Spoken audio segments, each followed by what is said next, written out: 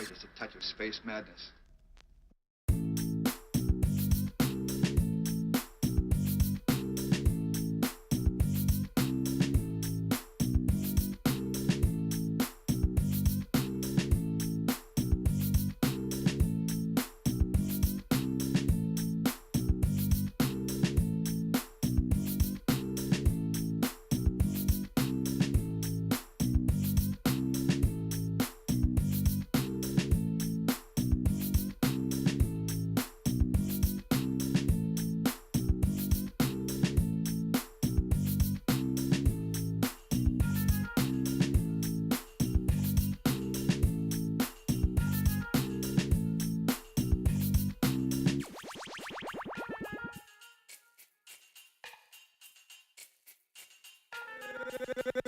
Gangsta Boogie.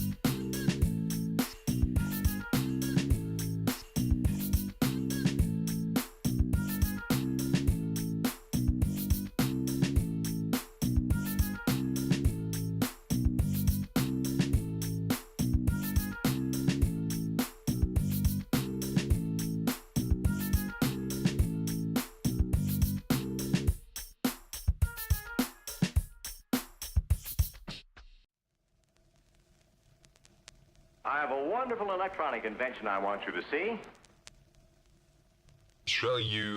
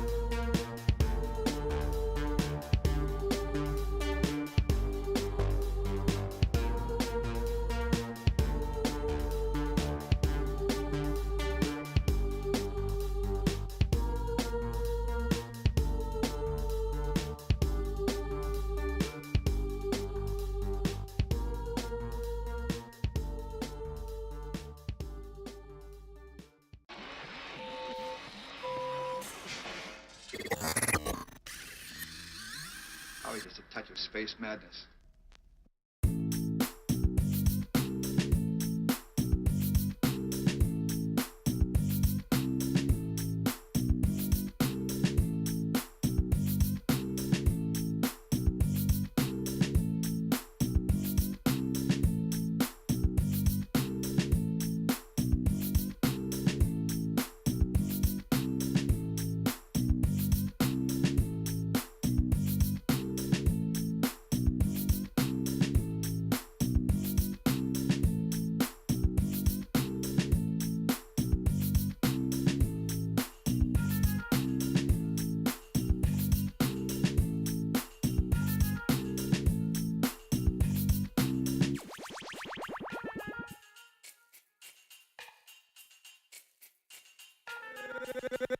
Gangsta boogie.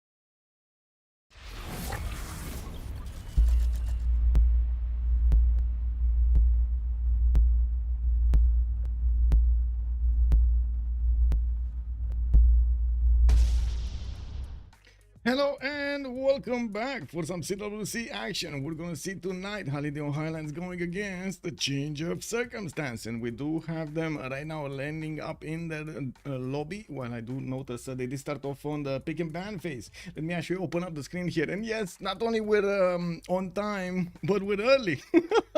Wow, we're actually early. Can you imagine that?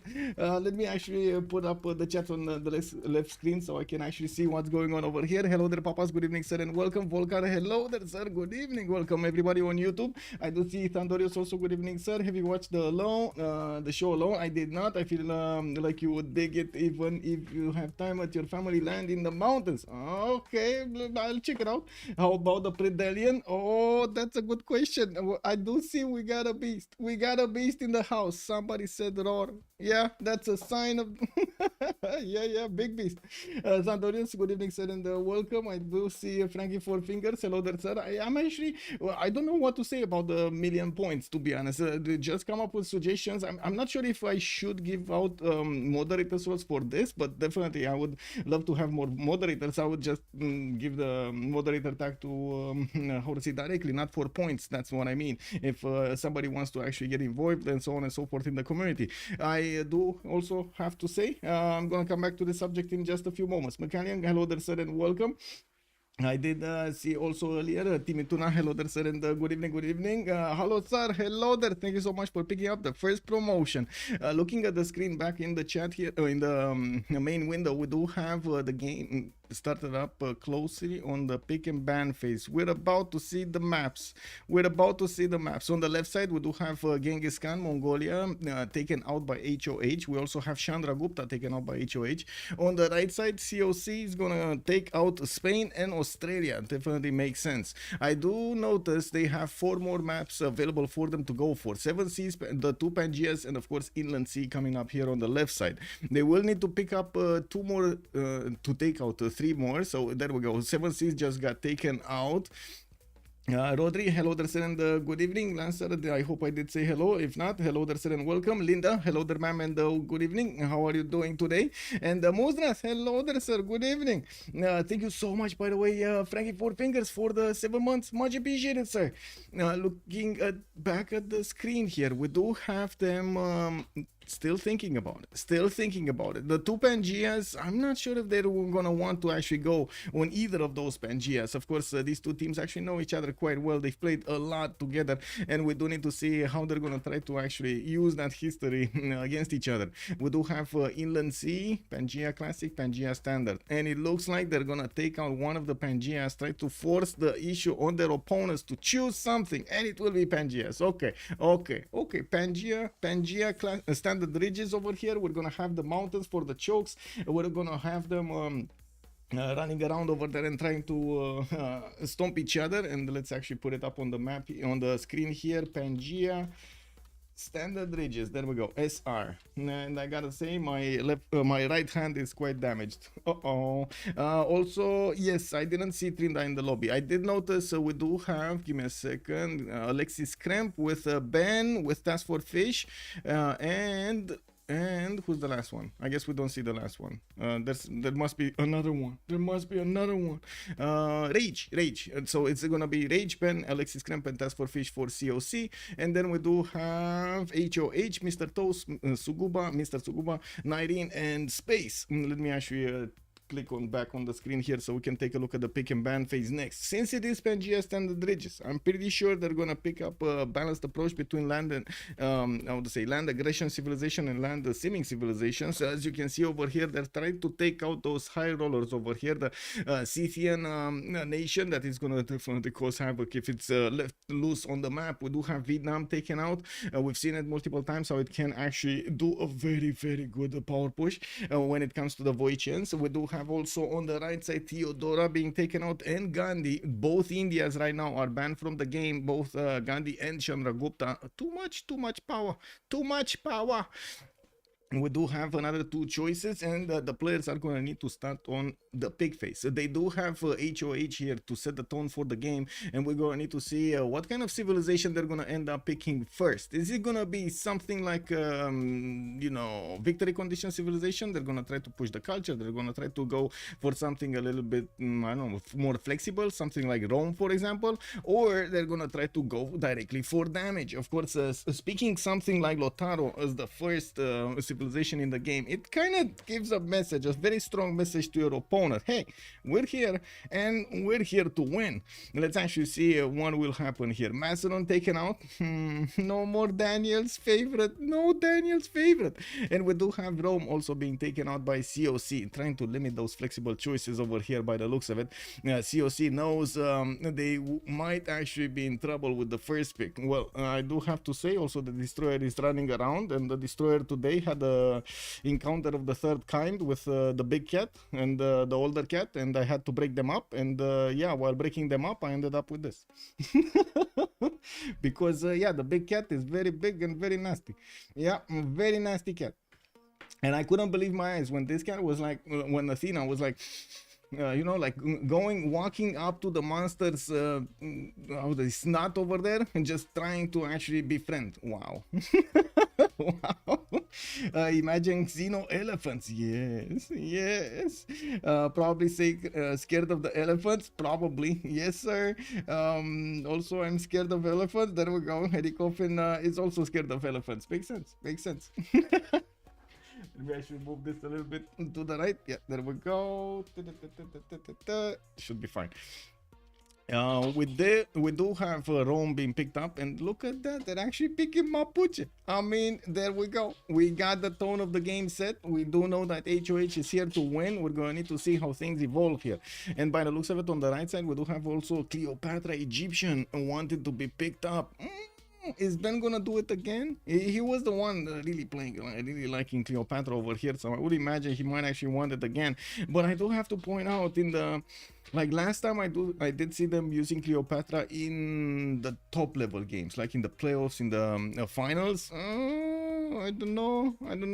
They kind of, like, everybody kind of knew exactly when to push and why to push and so on and so forth, to kind of disturb the awesomeness of Cleopatra. We're gonna need to see if this time he's actually gonna get it going. We do have also Zulu as the next choice, and definitely they're gonna say they're gonna give the message back to HOH. Hey, we're here to win. Yeah, also, I don't know, man. Take care. Yeah, be very careful. Be very careful. And we do need to see how HOH is gonna respond. Of course, with so much gold generation from Egyptian Cleopatra, and of course, Shaka is not too shabby either.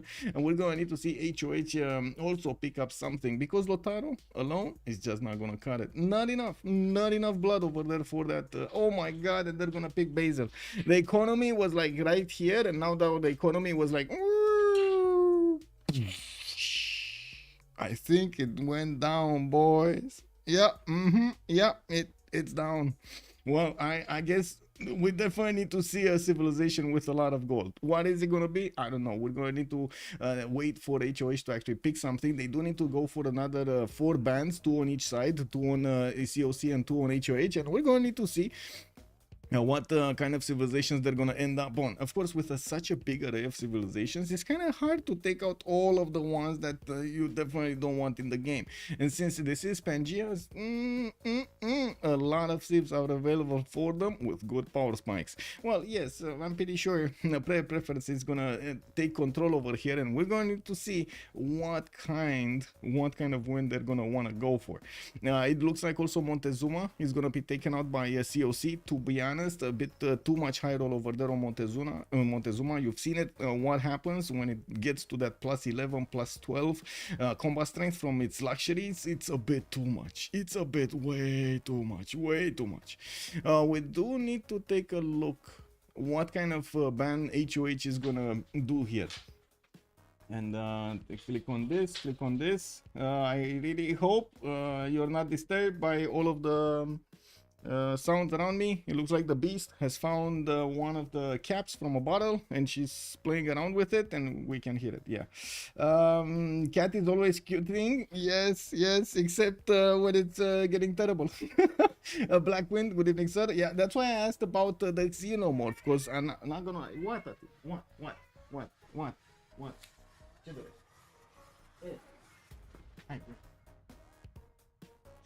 He heard us talking about her, and she started being very curious. What is this? What is this shenanigan? Why are you talking about me and I'm not in the picture? There we go. You're in the picture. Are you fine? Okay.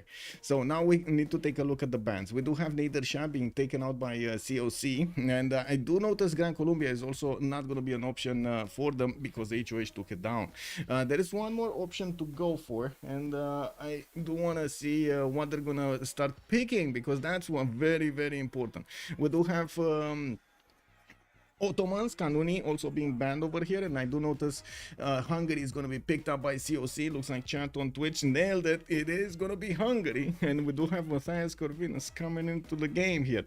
We've seen it so many times how much it can benefit from that pull of the Danube bonus, and also the ability to levy and apply power across the map using the city-states armies. Now we're gonna see the full reveal of HOH roster. They will need to pick up the last two civilizations here, leaders, and I'm pretty sure we're gonna see them choose soon. Vigo Stars, hello there sir, good evening. What does this thing in the middle of the map icon mean?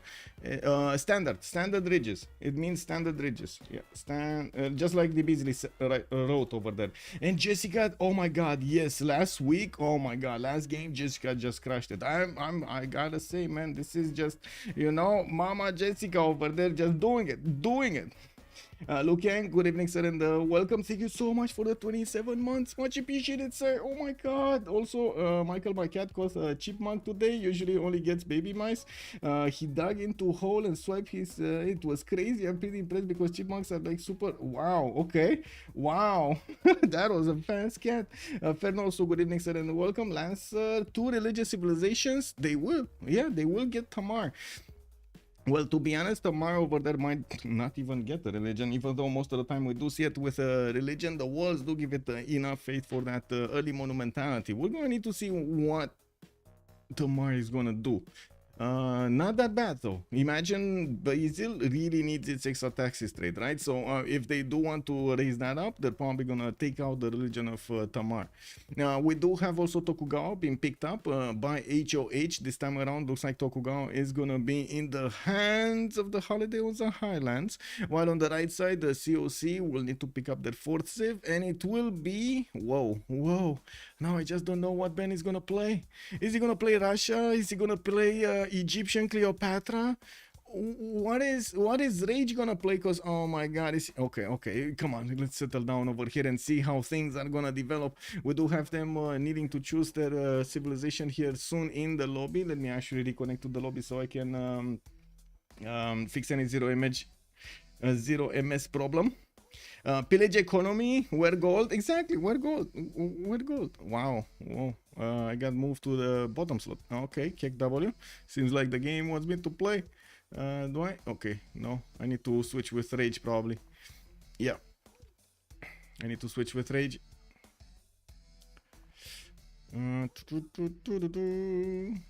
Just clicking buttons. Let's see. Okay, so now that we did manage to go through the pick and ban phase, the players will need to pick up their civilizations, and usually they put quite a bit of importance on where they are placed in the lobby, if they're gonna be higher slot or lower slot. It's of course quite a known thing that higher slot does give you quite a few advantages in the game. First of all is the advantage that you get for the great persons, and of course the wonders. Same turn wonders, same turns great people will actually go to the one with the higher slot, not the higher points, if you can imagine that. Higher slot. Now we do have them actually picking up wow, Basil the second on the first slot. Wow, I mean, yeah, bro. That's Basil the second on the first slot, top slot over here. 19 picking it. Ben is gonna go for Peter. We do have Alexis Kremp on the third one. Space is gonna go for Tamar. Mr. Toast didn't pick something. We do have, wow, people switching around. Oh, I see. Okay, so this is team one. There we go. Wow, okay, I think I need to rejoin, or the lobby just broke. I don't know if it broke for me or not. John Galt, hello there sir, and welcome. You like COC's draft? Yes. Need some lucky spawns here, methinks. Well, let's see if we're gonna have that or not.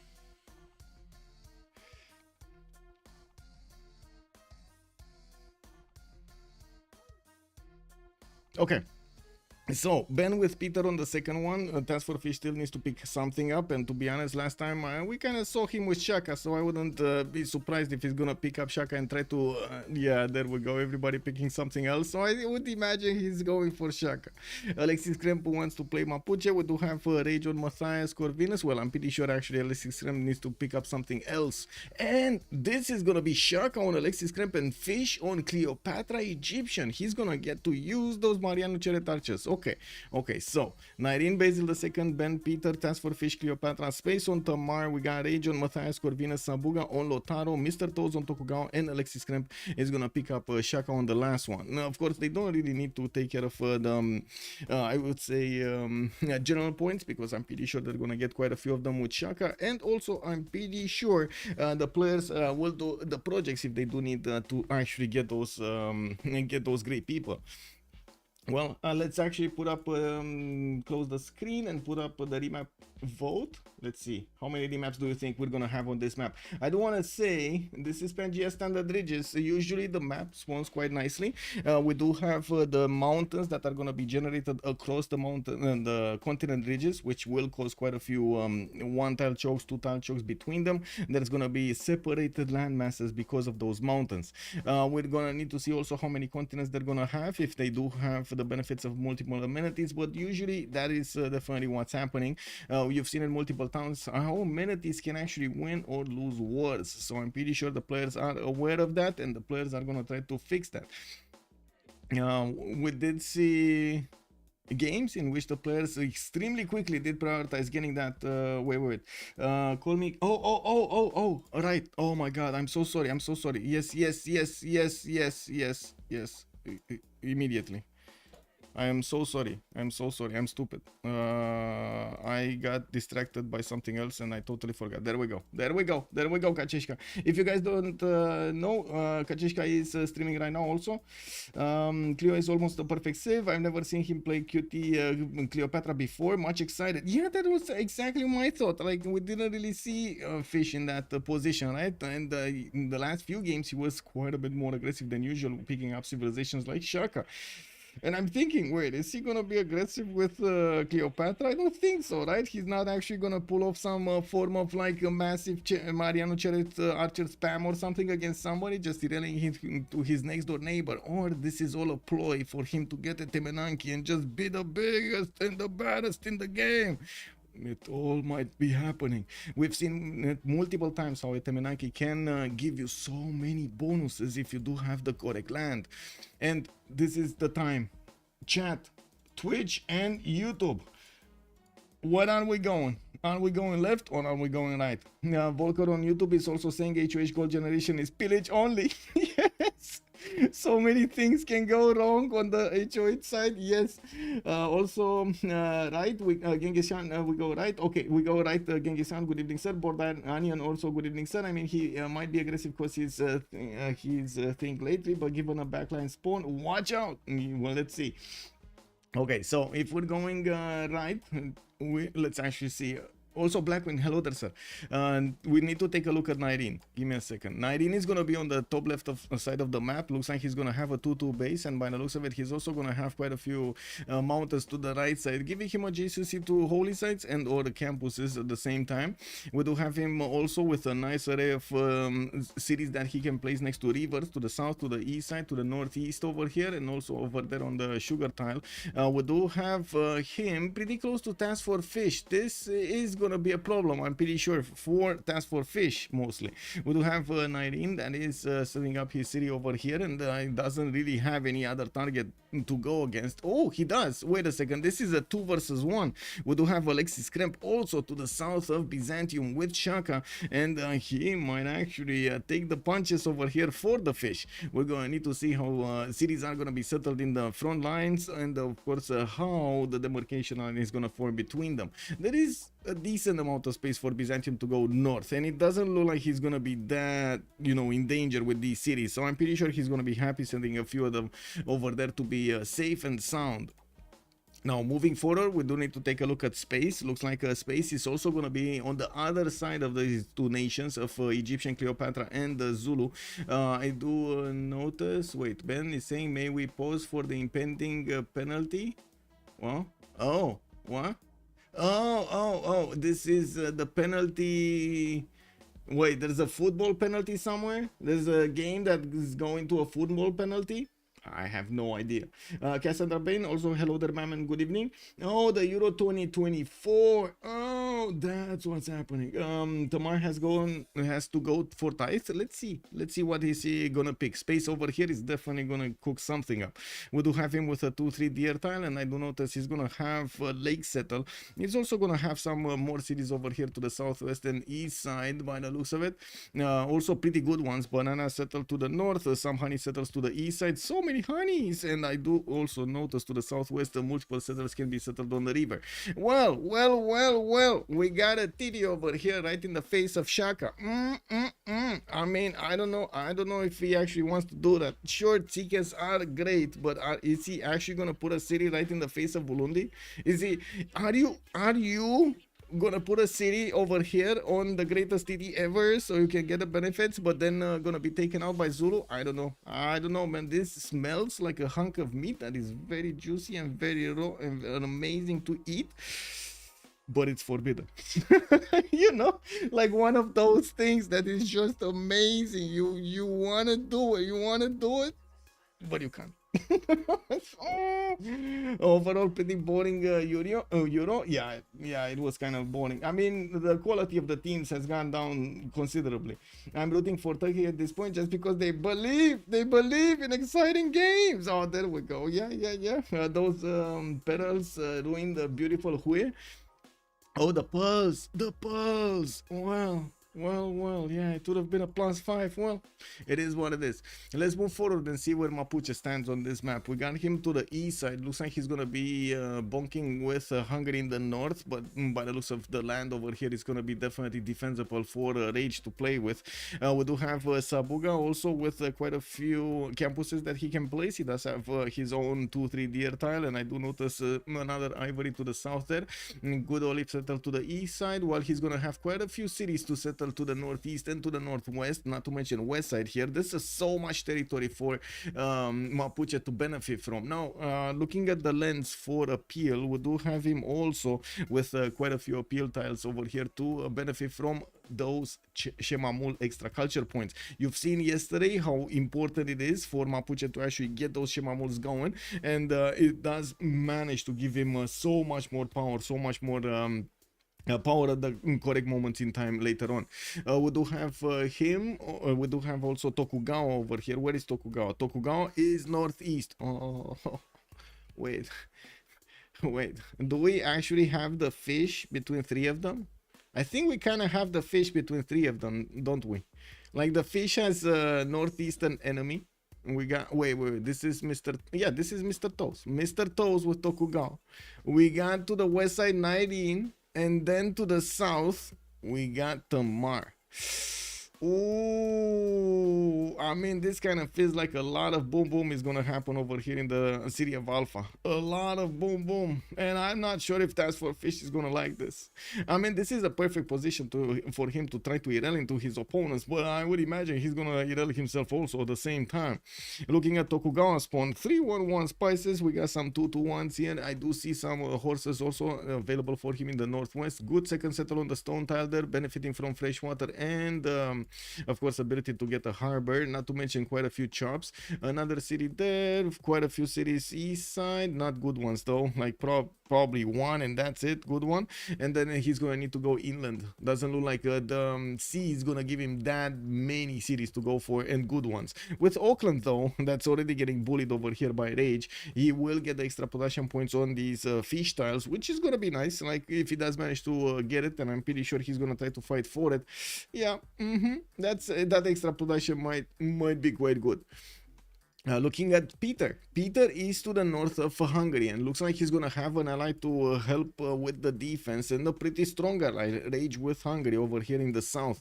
We do have St. Petersburg benefiting from an extra faith tile underneath, another dice tile. Oh well, actually he's getting the faith anyway from the capital. So much forest. What is going on with the chops? These are so much forest, so many forests. 1, 2, 3, 4, 5, 6, 7, 8, 9, 10, 11, 12, 13, 14, 15, 16, 17, 18, 19, 20 chops in the capital, guys. This is 20 chops in the capital in the 3 rings. Wow. Volcar, if heals around that city, Kevsurs can defend that wonder city. Yeah, I mean, yeah, there we go. We got a hill over here. Yeah, 2 hills. We don't have that many in the east side. I guess he needs to stop them. But anyway, I was just throwing, you know, just mud in the air over there. I don't think he's actually gonna go for it. If anything, he's probably gonna try to be defensive over here and put a city to the south, which is not gonna give him the same amount of bonuses of as the marble settle. But anyway, we're gonna need to see how things evolve. And I do notice Zulu did sneak in a scout past that Georgian warrior, which means the settler coming out from Tbilisi is gonna be in danger, and it also might be spotted. We do have the scout with the ability, of course, to climb up on that stone tile. An immediate reaction from space to get a scout of his own so he can escort his settler. Very important. Hello, one more coffee. Good evening, sir, and welcome. No chop. Preserve them. Preserve them. Rafifi calling it. Bonsoir, monsieur. Bienvenue. The fish is too big to eat. Yeah, well, let's actually see. Maybe in 3 it's gonna be easier. Yeah, I haven't played recently. Does BBM now guarantee a 4-1-0 rise time? No. As far as I know, no. What it does guarantee is, well, guarantee, I'm not sure if guarantee is the correct word to use over here. It's more like a balancing that they're doing, it's doing with the amount of food, total amount of food that you have in the 3 rings and the total amount of production. So for example, here we do have more food from other tiles, like the honey tile, and there is a rice tile in the 4th ring over here. Is there a rice tile here? We do have a rice tile, but it's not with a marsh. We got over here, and the extra food comes out from the spices, so on. Okay, so we did take a look at Peter. Peter is gonna have an amazing. Oh my god! Oh my god! Guys, it's happening! It's happening!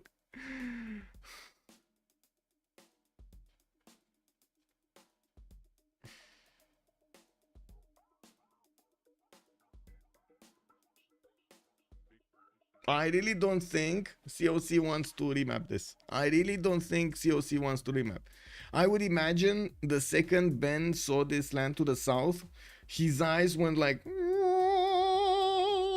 you know, when you see a kid getting his Christmas present and it's exactly what he wanted, and he's like, you know, getting the wrapping off that box, and oh my god, and he sees the color. Oh yeah. Oh yeah. Such an insane Russia start indeed. Too bad it's getting remapped. You think so? You think they're gonna remap this? As they know, HOH is gonna remap this? They don't know where Russia is. They didn't get a single scout here. Now, we did have Tokugawa move to the east side here, right, with his scout, but he's actually getting to the cities of Hungary. He's not getting there. He did not see Russia yet. Okay, we got the remap vote going on. Just a few more seconds and we're gonna find out. Yeah, it's gonna be remap. It's gonna be remap. HOH says no to this. Was it because of... I think we know why they remap. Guys, I think we know why they remap. I really think we know why they remap. Just, you know, just a hint over here. We got a little bit of information from across the seas. Yeah. The settler of 19 did want to walk out of the city. He didn't have an escort, but he was so adamant to go into the forest. He needed to pee. He really needed to pee. But then when he actually dropped down his pants, there was a warrior over there. Yeah, caught him red-handed. Who remap? Is he black? It was HOH, sir. Yeah. Wow.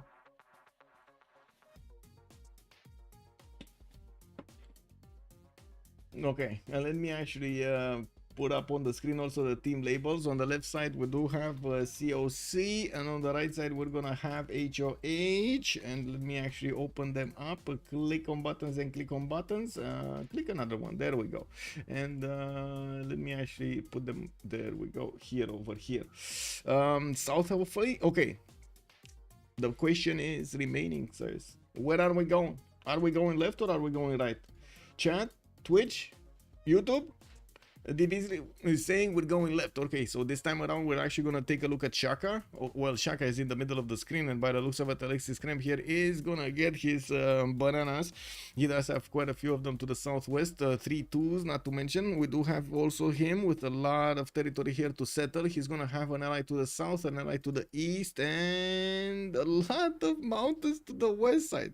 Wait, is this a one-tile choke? Oh my god, look at this. This mountain can be passed through this mountain choke, through this mountain choke, which is basically like next to Hungary's cities, and then there's these 2 mountain chokes. That's it, right? That's it. And if of course we're gonna have Tokugawa get here with the city center, he can just plug that with a few units and that's it, you know, be done with it.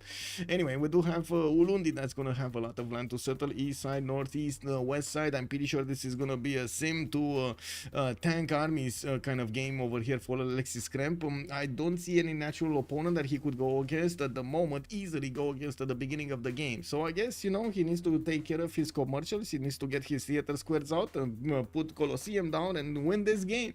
Next up we do have Matthias Corvinus. Let's see where Matthias is, to the south, right? Buddha did have the option to go for the citrus, didn't want to go for it, and I do see he's gonna have the benefits of these 2 tiles in the south, giving him some extra I want to say bonuses when he's gonna get the Pearl of the Danube. The problem is with this settle here, he's actually gonna need masonry or mining to put the district down there, and I'm pretty sure he's gonna want to put those commercials as quickly as possible and also benefit from the Pearl of the Danube bonuses. I'm a bit amazed that he didn't actually settle on the 1-2. He didn't move on the 1-2. I guess it was extremely expensive afterwards, but man, oh man, that the extra bonuses might have been worth it.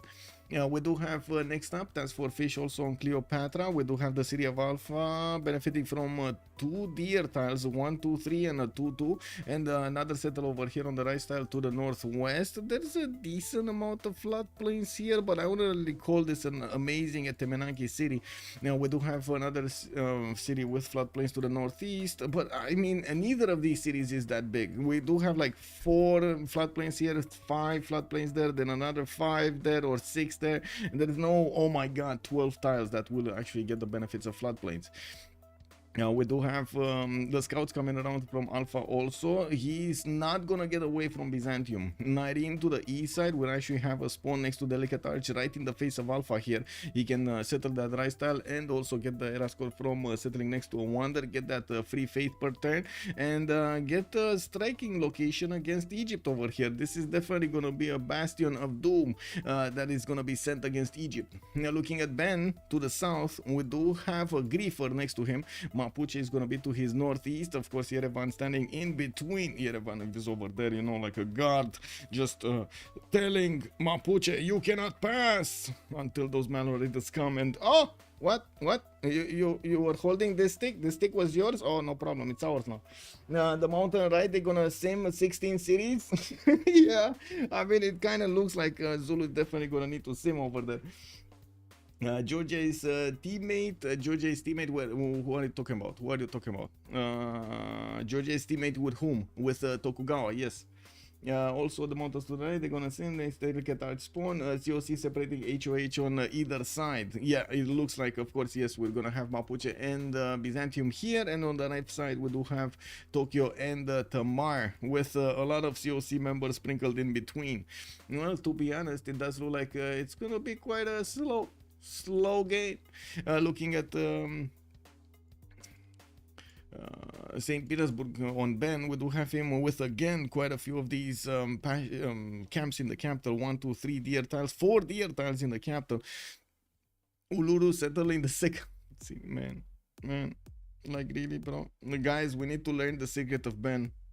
He must be doing something over here. He must be doing something. I don't know. He has like a secret sock over here, or he's eating a certain kind of soup every day, or I don't know. I don't know. He's doing like, you know, some form of trickery, but unbelievable. Like every spawn after the 20-ish chops in the capital, he's gonna get like, okay, not 20-ish, he's gonna get like 16, and then he's gonna have these this awesome land to go for. The west side over here, keep on going until he hits Uluru, has second settle on until Upsunor Halo. Now he has second settle on Uluru, and a pretty good one. This is a pretty good Uluru, not gonna lie. Wow. Anyway, getting his scouts out, and as you can see, he's slowly getting his population point. I would imagine at some point they might actually want to invest into one of the citrus tiles to get him that food. Can you imagine having Russia with 8 food extra? There we go. Doesn't Russia want more tundra? No, not really. Yeah, not really. They are depending on feed the world. Yes and no. To be honest, I wouldn't really say it's that dependent, because I'm 100% sure you can play Russia outside of the tundra. No issues, no questions, no problems. Actually, we've seen it multiple times how Russia can do, because there was a time in which you did not have a guarantee guarantee spawn in the tundra with Russia. So you sometimes had on the maps Russia just spawning in the middle, like literally in the middle, in the rainforest, forest, and so on. And to be honest, most of the time it was still doing very well, like so many bonuses. We do have Russia, of course, expanding his vision here, and we do need to move towards Mr. Toes on the northwest side of the map. We got him with his bananas here to the southwest, also some turtles over there wiggling their toes, and getting his scout out to the north. We do have to see how he's gonna try to settle everything. He can easily connect these two rivers, but these two lakes, by the way, setting a city on the gypsum tile. Very interesting, very interesting. I wouldn't really say it's amazing, but very interesting. A lot of shops in the south, multiple cities on the coast if he wants to go for it. And I do notice Buenos Aires is also going to be here to the southwest. Cannot attack it though. It's not really on the coast. It's one tile next to the coast. It's kind of bad. Oh my god. We got another one, man. I think Space found out Ben's secret. I think they kind of talked to each other over here at some point, and he found out, man. He found out how to get chocolate hills in your second city with fresh water and pop 4 scouts. Look at these scouts. What is this army of scouts doing here? Can you imagine the cats? I mean, bro, I got 3 cats and I have problems. You know, I can only imagine what happens with 3 scouts having 3 cats each. We see this happening over here. They're just going everywhere. Space is invading the land around them with cats. 4 cats opener. Exactly, 4 cats opener. This is the new strategy. Buy citrus, turning opener. Lancer knows the way. It's not Canada who really want to remain in the tundra for the ice ring. Yes.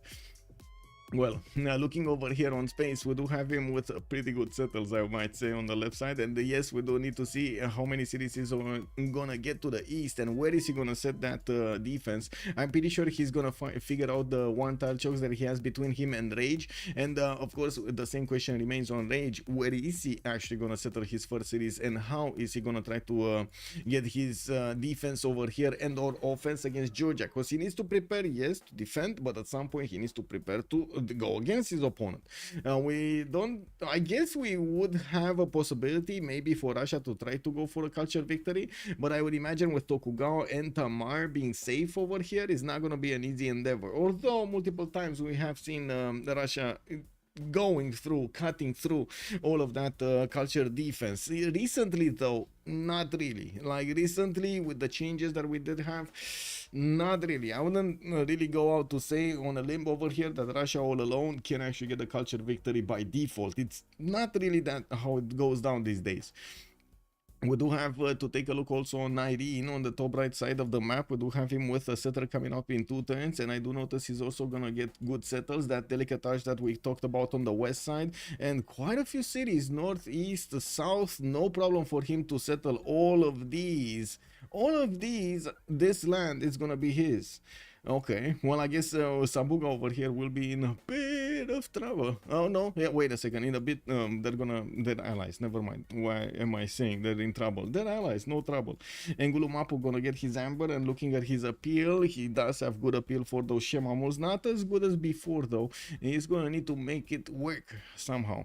We do need to see how he's gonna get all of these in the south. I do like his mountains though. Like overall, the campuses over here are gonna be very nice, and without that much of an effort of adding more adjacency from other districts, like easy +4s, +5s, +3s over here, easy peasy. Looking at the game, we're in turn 9, so the players are about to actually choose if they want to remap this or not. There still is a remap token available for COC, and to be honest, again, I did not see the spawns be lacking of something. Okay, we got 2 continents. Yeah, we got 2 continents for them, and we got 1 continent here and another continent. So each side has 2 no, I do see HOH is benefiting from 3 continents because Mapuche is on 2. So we got this one over here, the green one, we got the white one, and we got the purple one, and then on the other side we got Egypt, and we got COC on the red one and on the white one. So they only have like 2 continents worth of amenities. They're probably gonna smell that out, right? Task for Fish gonna go for the south, of course, settle next to the Amber to get the extra culture going, and we do have him with pretty powerful cities over here, all over the place. Is it gonna be geothermal settle? Get the science and the culture at the same time? I guess so. 1 point of everything. Okay, so this is it. This is it. Victor O, good evening, sir, and welcome. Good 2 a.m. Oh my God, good morning, sir. Hoping for a good game. Yes, sir, I do as well. Cheating for COC. Let's go. Yeah, England are through. Wait, what game was it? Wait, what happened? What happened? You have 2 sides and then the middle. Didn't see Hungary. Fish has amazing Petra City. It's the map. It is the map. Yes, sir. Let's actually put it up on the screen over here. Finish up the prediction, and we're gonna talk about each of the spawns in general. How many remaps? We do have one remap. There was 1 remap. There we go. Okay, so we got the team labels up. We got this, we got this, we got this. I just need to put my things in order over here. Close this because we don't need it, and click on this, click on this. Volcar, I believe Zulu's okay with the thin path on tanked artillery timing. Volcar is, I think you're correct. I think you're correct. He's definitely okay with the land. Well, coming back to Zulu over here, we do have Ulundi getting his settler out in 6 turns. I do see a 3-2 banana here, giving him that extra food, and has quite a few other production tiles to couple it for, lacking the food, the 1-3s, for example. He's gonna go for the first settler in the south, and I do notice he's gonna have a few 2-2s, but not too many, and I'm a bit curious why he did choose that location in particular. Well, he could have gone to the east side, for example, settle that silk tile. That's 4 tiles out. Anyway, maybe he's not seeing this. Oh yeah, he is not seeing. He doesn't have the information that he would have had that city over here on the right side. And we do have him also benefiting from an iron tile in the second ring. I do see horses in the second ring, easy to acquire, shouldn't be that big of a problem for him. Of course, quite a few chops available. All of these cities until the choke points are gonna be probably settled, like these rivers that are taking towards the mountains to the west side, not to mention the north. All of this territory is gonna be settled by him. In the south, we do have Matthias Corvinus also sending his first city towards the north somewhere. I would imagine the citrus tile. And looking at his upcoming settler in 5 turns, we're going to need to check out where is he going to choose to go for it. The Pearl of the Danube bonus is available for him in these southern 2-2s, and I do notice in the north, if he does get the citrus settler, he's going to get also the sheep tile and the 2-2 and the 2 food to give him the bonuses. He would have also the copper settle towards the northwest, where he is already seeing the Georgian scout trying to get through the choke point. So I would imagine he is going to be incentivized over there to get a city and just plug that choke, not allow any kind of unit to pass through.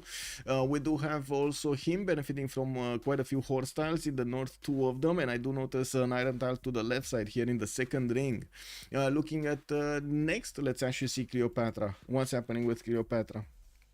We do have Alpha actually sending the city of Bravo towards that geothermal fissure towards the south, and he's gonna get the extra science and the extra culture in that city center. With a monument coming up in 7 turns, we do see another settler is also being pumped out of the city of Alpha in 2 turns, and he will get the city settled in the southeast. I would imagine he's actually gonna get another city next to that 2-3 deer tile, another one to the west side on the rice tile, and another 2 to the north a little bit later in the game, like this one next to the wine, and maybe this one over here sometime at some point, you know, just for an extra city.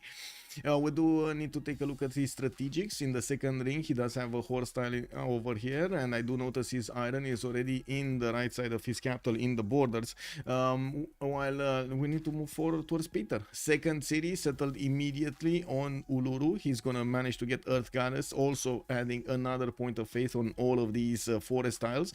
We do have him with a shrine coming out from St. Petersburg, and as you can see, he has a slinger to fend off attacks here for any kind of incursion on his holy side. Man, you don't want to let that holy side be taken down.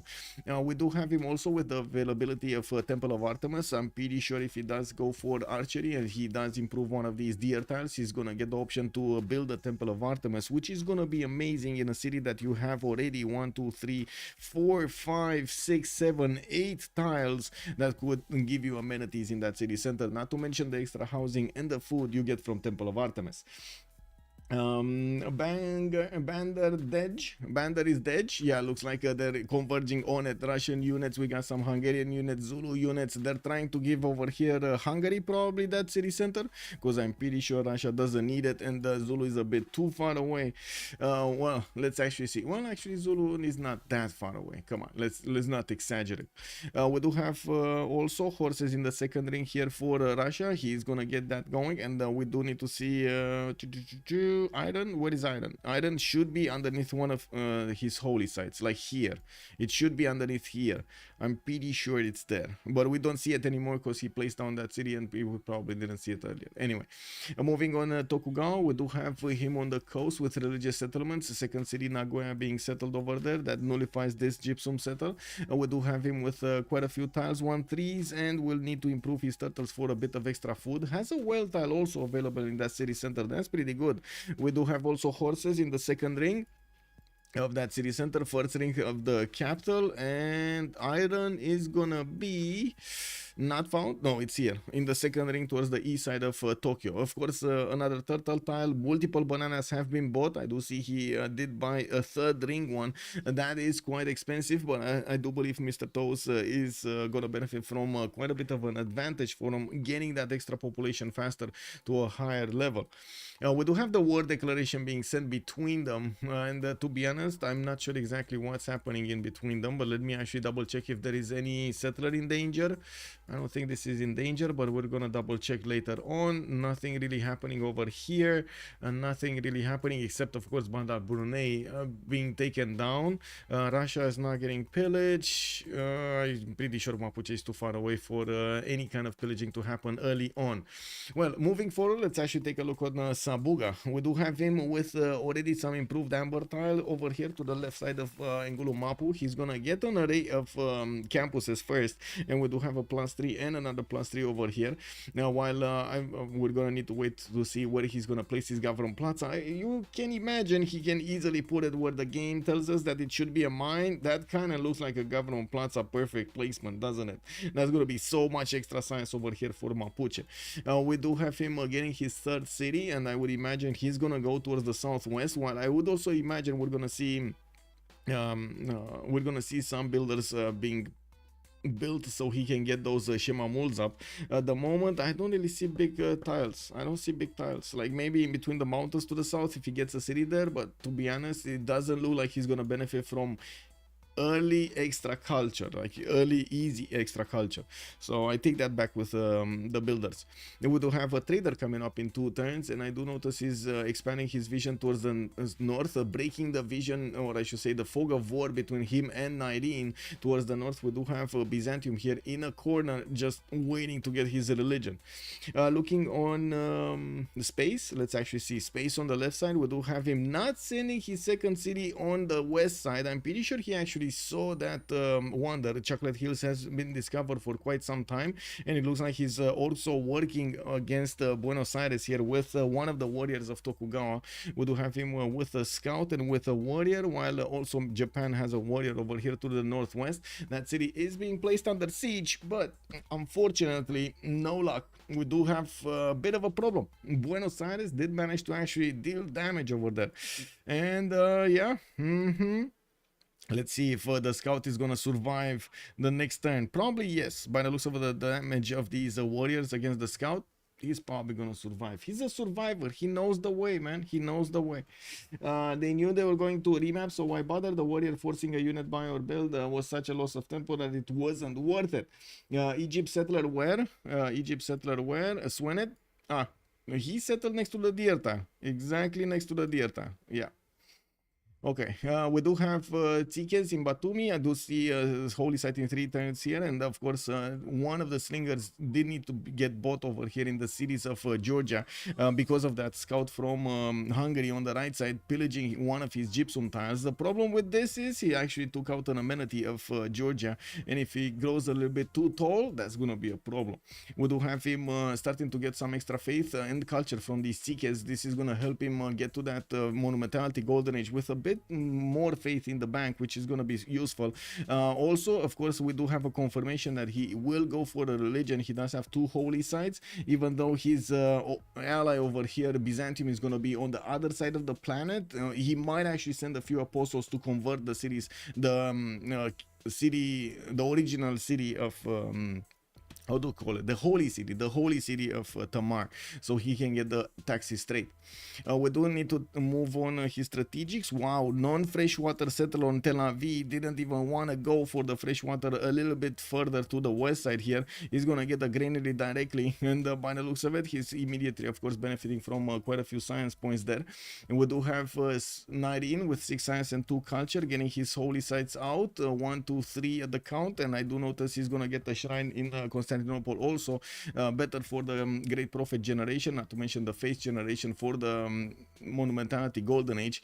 We do have him also with quite a few coastal cities. They don't need to fear the coast because they have the coast with Tokugawa. That's not going to be a problem, and I would imagine coastal trade routes are also going to be a thing much earlier than we're going to see them on their opponents. We don't really have cities that could be settled so they can get, oh maybe, I mean, one on the right style, one over here on the north, and Zulu is actually going to get trade routes with Hungary. Hungary did take over Bandar Brunei.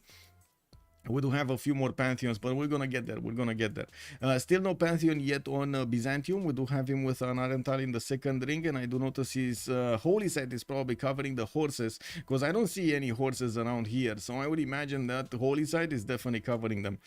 We do have to the northwest a city that is way too big for the production it has. Unfortunately, he will need to spend quite a bit of gold, and he doesn't have it to buy the perfect tiles to work over here.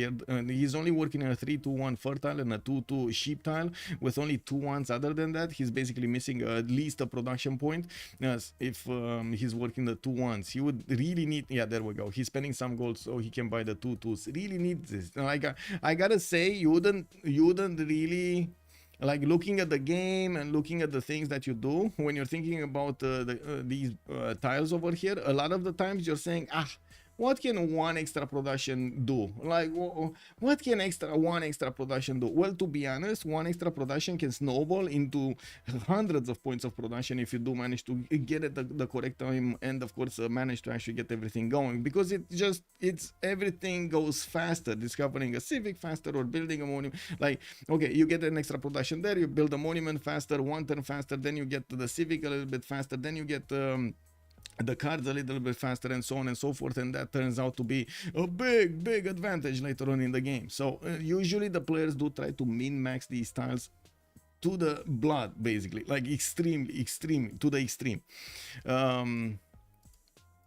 We do have, whoa, that was actually a really weird translation. Like in Romanian, we would say, whenever you're going to talk about something that would need to be checked, like really checked, we're saying like it's to the la sânge. Basically, it's to the blood. Like it goes down to all of those details. But in English, it just doesn't sound right. Is there a maybe is there another how to say another expression? I don't know. Unique wall in Ratum. Ratum. Wait, what? Ratum? Where did you see? Where is Ratum? I don't know what Ratum is as a city. Which city? Ratum. Not this. Ratum. This. No. Buenos Aires, by the way, did get taken, and Mr. Toes actually is gonna benefit from it. Ratumi is Georgia. Didn't I say that? There's no Ratumi. Oh, Batumi. I see. Like forcing a 2-1 settle instead of a 2-2. That is why it's important to block settles. Yes, also, yes. Forcing your opponent to go into a lower quality spawn is very important.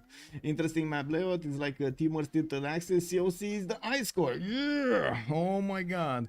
Wait, are we actually seeing a King Kong versus Godzilla kind of game over here? Is this gonna be like the Middle Earth is gonna split and we're gonna have the monsters? On the one side, we got the Ice Beast being controlled by, I don't know how that guy is called from Kong, but yeah, you know that guy. Oh, I do see Debrecen did get Goddess of Festivals as a Pantheon, 4 cities strong, and getting another settler going in 5. Looks like he's also going to start improving his amenities. Did get Debrecen on a gold tile on the copper, and will also get 2 tiles of the Pearl of the Danube with a very good campus, actually. Oh my god, but he would need bronze working, and I'm pretty sure he's not going to be happy about it. I would imagine he's going to say, oh my god, wait. So, this one doesn't have a bonus towards a commercial. This one might have a bonus towards a commercial. This one is only gonna have a bonus towards a commercial if he's getting a mining or masonry. Wow, did he get mining? Because I don't think he got mining. He already got what was it, granaries, and then he got pottery, and then he got irrigation, right? Because we do see him making plantations. In the right city, we do have also 3 possible tiles for his bonuses, and with his Goddess of Festivals, I do see him already benefiting from 1, 2, 3, 4, 5 points, 6 points, 6 points of culture just from his Pantheon right now. I would imagine this was a good investment. I would really imagine this is a good investment. Lemon Beat, hello, sir. Good evening. Importance of 1 production for want of a nail. The horse for want of a nail, the horseshoe was not fit. For want of a shoe, the horse was not ready. For want of a horse, the message was not sent. For want of a message, the war was lost. Exactly. Tokyo Drift. What? Woo, woo. Wait a second, are we pumping out the cars outside to take some drifting with the horses? Yeah, bro. Anyway, now let's actually see next. We do have to take a look at all of them with the Pantheons. Religious settlements here, more cities already on 5, very nice. We do have also stone circles being picked up by Georgia. He's gonna get also his gypsum re-improved, and I do notice he's starting to improve his plantations here towards the south. We do have him finishing up his holy sites very late. This is gonna be slow to get. Moksha in 3 times there in the city of Tbilisi. We do have also Ulundi, God of War and Plunder, gonna get an extra general point from his Ikandas, and I'm pretty sure he's gonna be happy with it. Not only that, but also in the merchant screen, he's gonna get more merchants from the commercials. Moksha in the capital, okay, we don't have Magnus establishing there for the extra culture, for the extra bonuses on the internal trade routes, and I do see his first Ikanda was put down on a horse style there, immediately getting that, but not getting a passion improved yet. We do have also Lady of the Ridger Marshes chosen by Task for Fish. She's gonna connect his cities with trade routes, and I do see Magnus establishing that in 2 turns for the internals already, with 1 commercial finish, another 1 on the way in 2 turns, another 2 on the way in 2 turns and 4 turns. We do see him benefiting from quite a few tiles over here that did get the improvements of Lady of the Ridger Marshes. It's still an open question if he's gonna go for a Temenanki in the capital. Like, honestly, when he chose Magnus, it kind of tells me that he's not going at Temenanki in the capital. Or at least that's my feeling of it. And we do have him improving some of his styles and getting another wave of actually another builder over here to get these the necessary improvements going. His strategics, his resources, his luxuries. We do have on the right side Still no pantheon yet from Byzantium. I do have to point out he really needs a pantheon if he wants a religion, and I do see he still needs 2 turns to get his great prophet, but I would imagine he's gonna make the faith. Yeah, he's already on 5 faith a turn, so he should be. Yeah, there we go. He has the pantheon, goddess of the hunt. He actually picked up goddess of the hunt, and to be honest, kind of makes sense. 1 2 3 4 5 6 7 tiles, 8. Okay, 8, at least 8 tiles will be improved by that goddess of the hunt pantheon. That's pretty good. That's a lot of gold. That's a lot of gold. Moving towards the south, Mapuche still didn't get a pantheon. He did start to finish up his campuses, and I do see he's working on his monuments, getting those trade routes internally, but choosing to go for Moksha in the capital, not go for something else. It's gonna be quite a bit of a problem for him to actually get to the cities of Egypt through the forest here. It's gonna take a long time through the hills and the forest to move that army, even if they're horses. South maybe a little bit better, but still not amazing, especially since he does need to go through Yerevan to actually get to the cities of Russia. In Russia's territory, though, we do have the first religion of the game, SDE. We do have Feed the World with tithe, so it looks like Tamar is not going to get the chance to get that tithe going on his side. We do have him staying initially for 2 cities to get his religion. Now he's pumping out another 3 settlers, and you do see him finishing up his government plaza also. In the capital city. We're working with Magnus in the capital. We do have Moksha being established already in the city of Tver, which I gotta say it's the best choice here because he is already getting more culture in that city center. Having Moksha will increase it proportionally, right? You do get Moksha with a how to say percentage point, 15% culture generated in the city. Okay, sure, you might not think it's that big, but I'm come back to the 1 production point. If you get like a bit more just from setting up Moksha in the perfect city, why wouldn't you get it, right? Why wouldn't you get it? 60 years, what's doing 60 years? Wacky tobacco, wow, that actually reminded me of wacky races. What is Motley when you need them? You must be like that at least 15 years old. What? Someone is in the wacky. Important, okay. Or age can't settle the pearl wheat tile? Lepu? What? Lepu? What can the age do? The pearl wheat tile? What? Anyway, I got confused. Troll horses blocking a +5 campus in Egypt. What is it? Where is the horse? Where is the horse?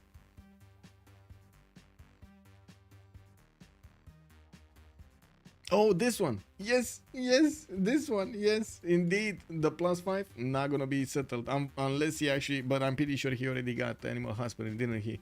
Oh man, going for astrology in 2 tens. We do have Mariano, 2 Marianos coming out from Bravo and Alpha, and it's gonna be a question, what is he gonna do with them? 2 of them right now? Interesting. That's kind of early. And we do have Zulu on the west side, Alexis Kremp also getting his barracks up, and I do notice he's finishing up his monuments with 4th city going somewhere. I would imagine either east on the Silt or north on the river bend over here. Yeah, there we go. He's going Silt tile. That makes sense. Finally, he discovered it. On the west side, Japan is also going to put down his harbors and going to get the Magnus in the capital for those internals. Japan doing Japan things over here. Mr. Toes is going to need to get at least 4 more cities from what I do notice. Like another one here, 2, 3, 4 around no, okay, so that's not a 4th, 3 or 4 maybe, but a 4th probably here to the right side to close the choke, not to the northeast. Okay, not bad. He does have a decent amount of settles there, and I do see Georgia is gonna have just the same amount. He's gonna need to actually get his big boy pants on and go to the right side here, as close to the mountains as possible, to try to keep as much as possible Hungary in the mountains, fight him in the choke points, not outside of them, so he actually gets an advantage. We do have also Georgia trying to get his holy site projects in the city of Tbilisi, with Moksha established first there, and I do notice that is coming out from Tel Aviv, a 3rd one. A bit slower, but you know, he needed to get the granary first. He had no housing in Tel Aviv. He needed to get the granary. East of Buddha, Beauty Danube tile. Whoa, east of Buddha. What do we have on Buddha? Buddha. East of Buddha. Somewhere around here. What? Japan not getting out of the sea? No. He went for the expansion. Don't age me, bro. Don't age me, bro.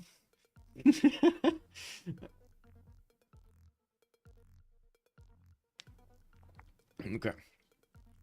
So, Rage gonna go southeast probably on that wheat tile. We do have him getting a few builders. And looking at this, he's putting down his commercial. Finally, he did manage to actually get that forest out of there. You see how much he waited to actually get his commercial because he needed to get mining first? Unbelievable. Now he's gonna finish monuments in other cities. And I do notice him on 9 science and 18 culture. We are on 2027. And I would imagine we would see everybody here getting their golden age points. Although I do see Rage is missing too. Is he gonna get it? Is he gonna get the golden age? Wait a second. He's not getting a golden age? No, he must get a golden age. Okay, there we go. Political philosophy coming up next. Then it's fine. It's fine, guys. It's fine. It's Rage. He knows. He knows. With Magnus established, I would do see him getting that builder to improve his pastures and following up his markets. We will need to see how he's gonna try to actually use the city states against his opponent, because I'm pretty sure he's gonna have a booming economy here. How is he gonna use it against his next door neighbors? Well, that is all up to him. We do have more markets also coming around from Egypt cities and getting another wave of builders. His Mariano Cheretarches are moving toward the south, and it looks like they might actually be going against Zulu. Wait, that's his ally. What is he doing there? No, he might be. Where is he going with those? Is he gonna try to take out Antananarivo just for the sake of it with a few Mariano Cheretarches? Okay. Looking on the right side, we do have a religion being established in Byzantium's territory, and this is gonna be choral music with stewardship. He's gonna get the shrines giving him the culture, not to mention the temples, and also the campuses will give him some extra science, while his commercials will give him some extra gold. We do have him also with settlers, 4th settler from Constantinople, a 5th one also getting trained. And while I gotta say Mexico City over here is quite a threat to Byzantium at the moment, I don't think it got discovered by Rage. They do not know about it, but oh my god, look how many warriors this city has. Already 5 of them. They're out and about and just wrapping around the cities of Byzantium. Ooh, yeah, I mean, you know, that's what you get for having a lot of good parties in Nicomedia. Yeah, I mean, word travels fast, you know. Yeah, we do have Nairing sending his city over here towards the southeast, and yes, we do have commercials in Sinop. While I do notice he did manage to withstand the damage of that Egyptian scout from the north, he's not going to withstand the second attack if the scout wants to. We do need to see how much this scout is. Oh, never mind. It has a promotion. It will heal. It's fine. It's fine. There was a forest fire also on the west side, and I do have to point out Byzantium did not move a city on the Delicate Arch yet.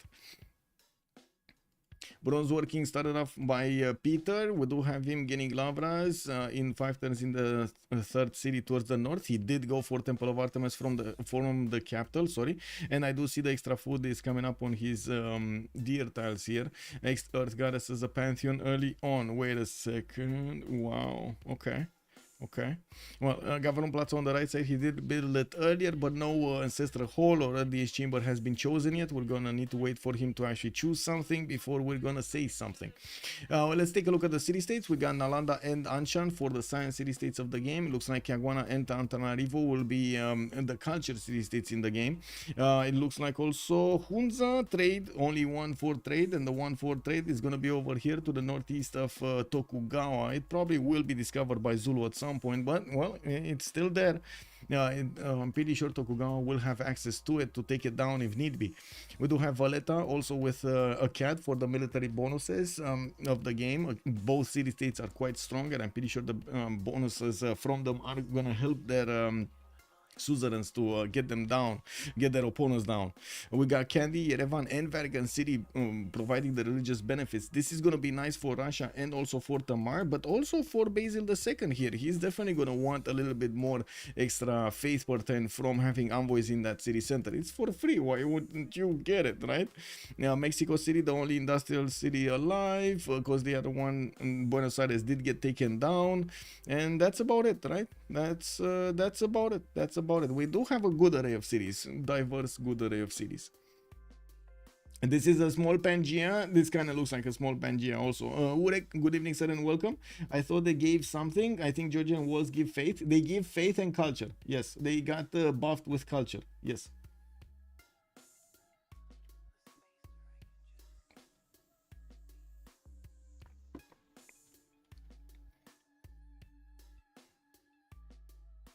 Okay. Let's see. Moves. We got TKs. Looks like at the moment space is already on 20 faith a turn, but we do have Ben on 42 faith a turn. Russia is on 42 faith a turn. I cannot even stress how important this is, that he already has 468 faith in the bank. Man, these are basically like pre-nerf levels. This I remember these Russia extra faith in the beginning eras, before the nerfs, and they were getting to this amount. Like, he's just gonna straight up buy two settlers out of his cities, expand his empire to 7 as quickly as possible, and then just buy builders everywhere with the faith he has available, extremely quickly improving his territory, chopping, and getting everything that he needs to be doing, with a capital that is going to grow extremely also very, very quickly, and will have the necessary amenities to keep those people happy. With the Temple of Artemis, he will have the option to actually get as many districts as he wants in the capital. I would imagine also the other cities are going to benefit from the Temple of Artemis extra amenities. There are quite a few plantations and pastures, plantations more than pastures.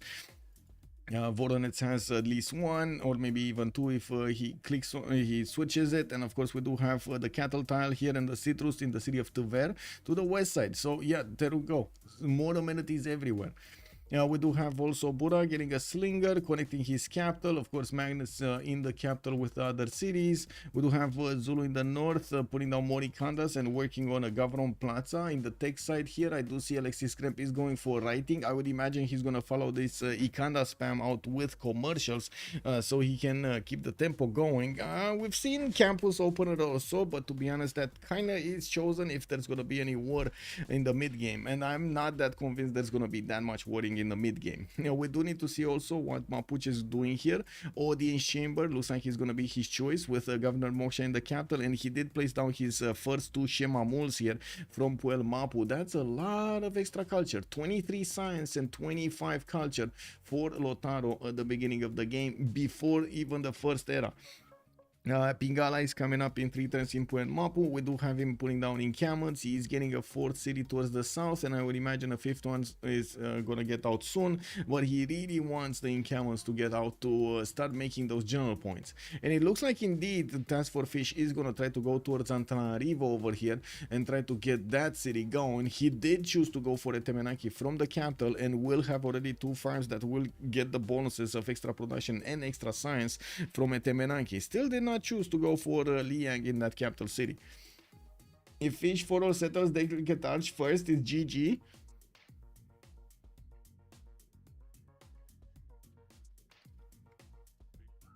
I don't think he's gonna get here. Like this seems like it's way too far for Egypt, but yes, I do understand what you're saying. It feels too far away for me. Anyway, now let's see what they will choose in the Golden Ages. Alexis Kremp and Russian Voice Golden Age. We do have 10 science, 23 culture, and also 42 points of production here. He's starting to get encampment training projects, and I would imagine he's gonna want to get all of these generals, denying them from Mapuche especially. Looking at the rage, 12 science and 31 culture. He does have also 47 gold a turn. That's a lot of gold, but to be honest, so does Tokugawa make a lot of gold. He's also on 56 points of production, and he does have 5 cities, just as many as Tokugawa with 56. No, oh, there we go. Mr. Toast just jumped up to 62 points of production. Task for Fish, 11 science and 24 culture. We do have 49 points of production here for 3 cities Egypt. He's gonna finish not only a Temenaki but also a +2 campus here, a +4 campus. Oh right, the geothermal underneath Bravo, that's why. Now we do need to see what is he gonna look like next turn when that will finish. We're just about to go into the next turn, so I'm just gonna wait here. See that marvel of all of these tiles getting improved. Wow, the turn actually lets itself be weighted.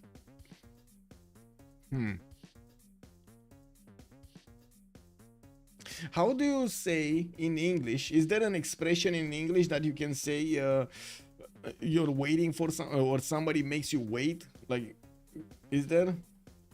Most players wouldn't do it, but Mr. Biggest is capable. Can you check the visions on whoa. So we got 19 actually keeping the vision over here, and I do see Egypt does not know about Delicate Arch, nor does he know about the mountains here. He doesn't know how the land looks like. Yes, I check visions. So there's no, wow, there's no expression to say somebody makes you wait. As Moriel, hello there, sir, and welcome. It's fine. Welcome, sir. I hope you had a lot of fun. Okay, so next up, let's see. We're on Task for Fish, looking at this. We do have him getting a Walrus Throne in 3 turns, and I do notice he is gonna start improving all of those farms over there. I do also notice he did put down Stonehenge over here to the west side of Temenanki. We do have him with Walrus Throne in 3 turns, and I do notice he's gonna get his market out from Charlie. We do have the Stonehenge actually being placed from the city of Bravo from the south. Ben in the south will have his encampment training in 3 turns here, and I do notice he's gonna get his Lavras and Audience Chamber next turn from the city of St. Petersburg. I just realized that my lens moved, or something entered my lens, my eye, and until it got out, it made my eye actually cry. I'm sorry. Give me a second. I need to. Oh my god. There we go. Tear off. Yeah. Jamie McCabe, hello there, sir, and welcome. Anticipation makes you wait in anticipation, I guess. Andiro, good evening, sir, and welcome. Now, put you on hold. Yeah. There we go. Deep easily nailed it. Put you on hold. That is it. Patience is a virtue. Indeed, it is. Lucan, good evening, sir. And we're getting this virtue trained over here with Civilization 6 games. Wait, let's see what's going on. Russia's territory, he's getting that settler towards the north, getting also his Pingala out in 4 turns here from the city of Voronezh. I do notice we do have also him getting his shrines out from all of his holy sites, and of course St. Petersburg already is booming with amenities. +6 happiness. Does he have happiness in the other cities? Yes, +6, +6 probably. Wait, this is +3. A Gamma Training project from Tver. He is aware that his ally Zulu is making projects, and he definitely wants to get this. You can see how he just chopped the project so he can get it as quickly as possible. Sabuga might actually remain without a general if he's not doing the projects, and I don't see him making the projects. We do have Mapuche with only 2 points. Wait, did he just get the general? No. We got already 1 being taken. Zulu is gonna get another one, Russia is gonna get another one, and then Mapuche really needs 2 projects, and to be honest, it might be very likely that Zulu is gonna make another project and he's gonna get it. Look at that, he's making another project. He's on 9 points a turn. This guy is making so many more general points than his opponent. Audience chamber here. Anyway, Mr. Toes. Let's see Mr. Toes. He did go for a pen brush and voice golden age, and I do see him on 19 science with 28 culture. He's also on 69 points of production already, getting more traders. He finished some of his lighthouses, and I do notice there's a campus in Nagoya in 2 turns coming out. We do have him already with 1-2 traders. He's gonna get the 3rd one soon. Yeah, in the south, he's gonna need to push back something here. What happened here? I don't know what happened there, but it looks like they didn't manage to take care of it. The cocoa has been pillaged, but it's fine. He's gonna get a builder to repair it. Looking at Sabuga with pen brush and voice, 3 cities, might not get his general. He's getting a horse out from Puen Mapu, 1 from Puel Mapu also.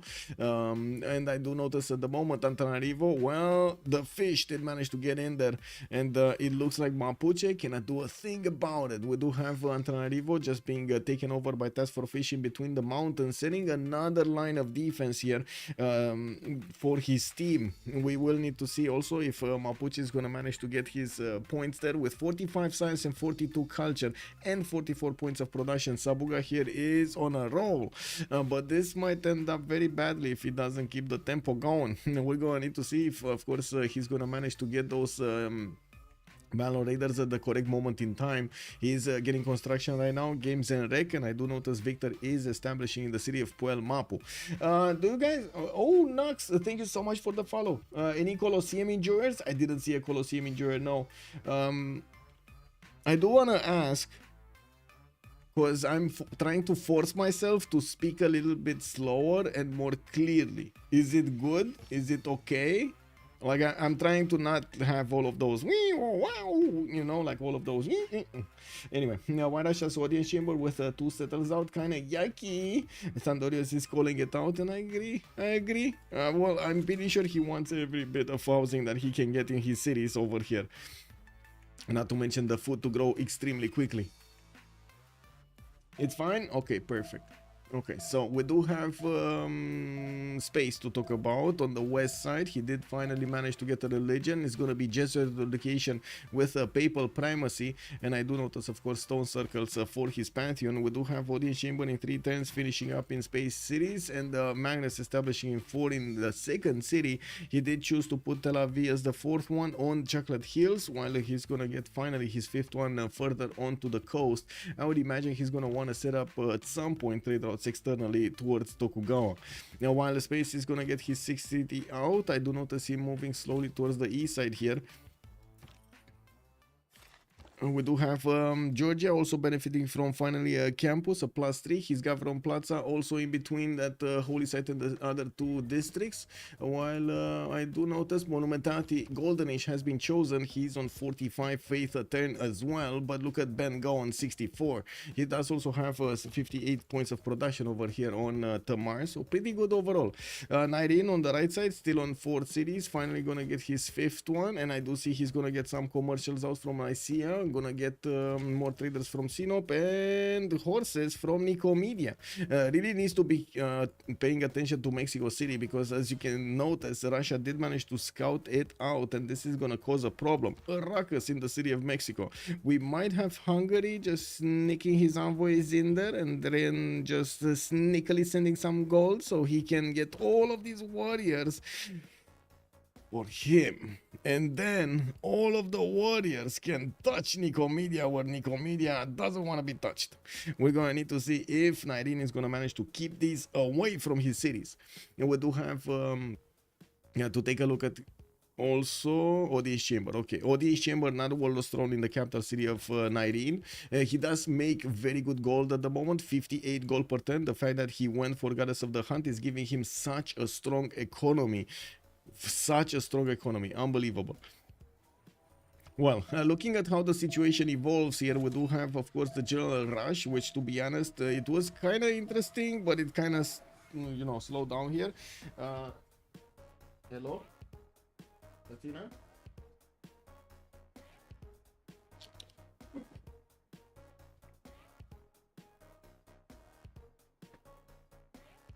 We do have also Mapuche managing to get Hypatia. I do see Saboga is going to get a free library and the science from it. We do have more settlers from most of the nations here. They're going to jump up. This is their second expansion phase going on. This is usually when players go from 3 cities to even potentially 7 cities here. By the looks of it, we do have them also starting to touch borders. Zulu is going to take care of the Japanese scout, and there's going to be a fight for these cities, right? Isn't it? Nalanda and Anshan. Anshan is going to be on the side of COC, and it looks like Nalanda cannot be touched here. The mountains are going to keep it safe from the grasp of COC. We do have also quite a few campuses. Okay, so it looks like Zulu is gonna go for an attack at some point. If he's opening up next with campuses, this is gonna be a timing attack. And by the looks of it, he's building a path to the west side. He was trying to send a trader probably to Hunza, and now using his military engineer to actually get that going. I do notice Zulu does have an archer to take care of the scout, and I would imagine he's gonna get there quickly with units if he wants to. This is gonna cause quite a bit of a problem in Japan, Japan's territory. Japan is 29 science and 36 culture, but right now he's kind of locked in a development cycle, right? He wants to get the settlers, he wants to build the early districts. He doesn't really want to spend the time to build the units that he will need. There is some light over here. We're gonna have an array of feudalism builders that are gonna come out from the series of Tokugawa, and he's gonna get a lot of builder charges for him to benefit from. And you can see he has a decent amount of chops around his territory. Yes, sure, rainforest chops, not ideal, but he has some forests here and there that he could chop and of course get that production quicker. Sandorios, please call up to see Emo a response that you should hear because you deserve to hear. Okay. You have been speaking clearly from the beginning. Okay. Thank you, sir. Okay. Okay, I don't know. I have no idea why Twitch flagged that message, by the way. Thank you, sir. Hello. Mexico City needs stone door. Yes, Mexico City is gonna need a stone door. Oh my. Well, by the looks of it, Byzantium is just gonna get a few horses of his own and either try to take care of these city-states or, you know, just raise them to the ground. Can you show envoys of Mexico? Yes, sir. We do have just one, Sabuga. Boreal, good evening, sir, and welcome. Also, Victoro, you're also great to listen. Thank you so much, Victoro. Much appreciated, sir. Hey, Atina, și tu? What? What's going on? She's very restless. What can I say? Young and restless. Yes? Young and restless. Okay, COC needs to lose internet. No. Anyway, stalling could mean making someone wait. It's used as a phrase to delay something. Stalling, Jamie actually makes a good point over here. Okay. Stalling, that also is interesting. Yes. Okay, and we do have an array of settlers also coming out from Mapuche. Looks like he got a few horses towards Yerevan, and look how quickly Russia actually managed to get an army to the right side. Now with all of the builders coming around, he will get the opportunity to chop a lot of units out if he needs to. And I do also notice Egypt keeping his Mariano Cheret archers deployed, of course, in Antananarivo, is not going to need to bring them back. Still is building on the Stonehenge for his religion, and I'm pretty sure he's kind of wary of this because, well, yeah, he might actually be converted by Byzantium, and that's just gonna be a oopsie, +2 taxes straight over here given to Nairine. We do have to take a look also if Zulu is gonna manage to get to his look at that, feudalism in 3 turns, apprenticeship for the extra production, 23 science and 40 culture. I would imagine Knight Cords is gonna be his weapon of choice, and we might actually see Japan in quite a bit of trouble. We do have audience chamber in Tokyo. I do notice more settlers. Japan is getting another 2 going to the southeast, 3 going over here. I was counting 4 and it looks like he's going 3. Okay, oh yeah, there we go, 4. So he went 4. Entertainment complex also being built in Batumi. I do notice he's gonna have a flat tile. He's just gonna need to take it out with and take out the rainforest from it. That's kind of weird to put the entertainment complex like this, but I would imagine he's gonna follow up with theater squares, like one here, one here, one here. Yeah. Anyway, commercials coming out from space. He's moving towards Nalanda with a city center, and of course we'll get the access to extra trade routes there. Okay, no more units here. We do have Moscow being placed to the south of Yerevan, and I would imagine with Benjamin and Ben not actually getting that much science and culture at the moment, he's going to need to fix that problem. He does have a good power spike when it comes to the chopping abilities right now, and yes, I do see he's getting more temples for the faith per turn. He's still 300 faith in the bank. He doesn't even know what to do with them. We do have Yerevan being contested by Mapuche in the north, and you do see that Russia just doesn't want to really take that city down, you know. Mapuche, remember, does get an extra +5 against any opponent that will be in a golden age or heroic age, so he already has an extra +5 against his opponent. Athena?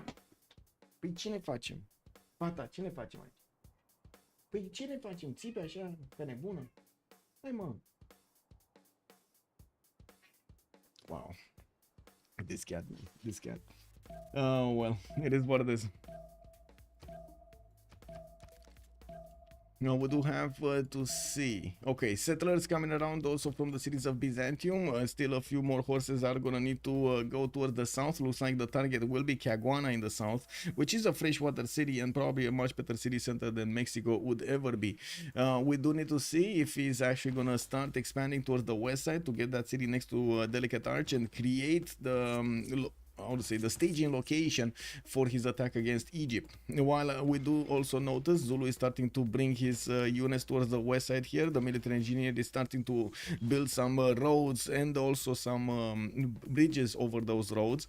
I would imagine another city on the cattle tile. I would imagine also another city right in the face through the choke point. So I do have to point out, the second he actually settles a city towards the west side, he's gonna ring a bell in Mr. Toe's brain, and he will tell Mr. that he's coming for him. If he actually wants to do this, I would imagine it's much better to not actually continue the road right now. It's built enough, and get those knights going very, very quickly, so Japan just doesn't have time to react that much. If he's building the road, if he's getting the settler over there, building a city and so on, right in his opponent's face, I'm pretty sure there's going to be a bit of a different reaction from Mr. Toes on his defensive line. We do have traders from Ulundi. I do see also the other settler, the fifth one, is going towards the northeast. We do have Pingala also giving that extra science to Shaka, but not that much. He's only on 24 and 42. It will take time to actually get to something like stirrups. I'm pretty sure it's not going to be a problem to get to his core ability, but to the others it's going to be a problem. We do have encampment training projects also coming around from Mr. Toes. Right now only the medieval slash Renaissance generals are left, and they're 75 apiece. They will be quite expensive. If Alexis makes a road with engineer to the choke, Japan is in trouble. Yeah, that's exactly what he's doing, basically. Coastal tiles will be tough to break, especially with samurais. Yeah. If he gets the samurais, the biggest issue there is if he gets the samurais, right? So basically in this this problem is twofold, right? On one side, you want to get your units at the correct moment in time to catch Japan on the back foot. On the other side, you don't really want to give Japan the ability to get his units out. And I do notice already Japan is starting to bring a few warriors to the east side. These are going to turn into samurais, and if that choke point is not going to be held by Alexis Kremp at the end of this, it's going to be painful, if not nearly impossible, to get going through that choke point. Even with crossbowman cores and so on and so forth, those samurais are going to do amazing.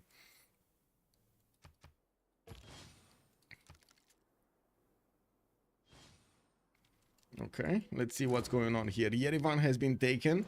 Looks like Mapuche is on the back foot here. Russia does have the superior units, or I should say the superior number of units, and I do see he's sending a few more, getting a settler out and putting down more campuses. Ben is definitely having the abilities to get so much culture, so much faith per turn, and he's using his tempo from the builders to actually try to do the attack on Mapuche. We do have Mapuche that was still trying to get all of his stuff in order with very good opener. He's 5 times away from castles, and also gonna get civil service in 3. Then will allow him to get manual raiders also in that amount of time, in that window of opportunity. Although I do have to point out, he's gonna require quite a bit of gold, and also gonna require a lot of pre-builds if he actually wants to get them. Hard building manual raiders is not really the way to go here. Russia has a general. Yes, Russia does have a general. So basically it equals out Mapuche's extra bonus because he has a general. Oh, Ray, wait, what? Ray, good, bonsoir monsieur, bienvenue. Oh my god, welcome everybody, bienvenue à tout le monde. We are seeing HOH, Holiday on Highlands, playing against Change of Circumstance in the playoff stage of stage 3 of the CWC season 9. And as you can see over here, we do have a few things happening. COC in the middle of the map being squished over there by the members of HOH. They're trying to push them out there. What did happen in the other game? Wait, it happened, did it actually finish that fast? Wow, okay.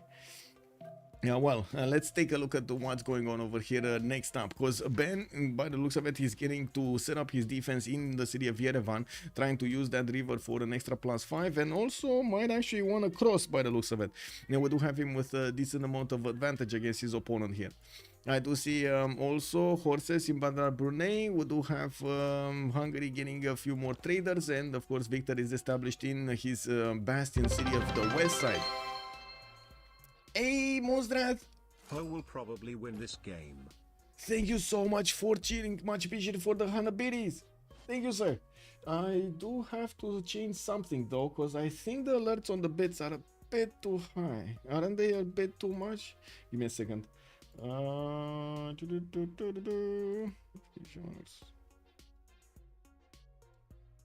Okay, there we go.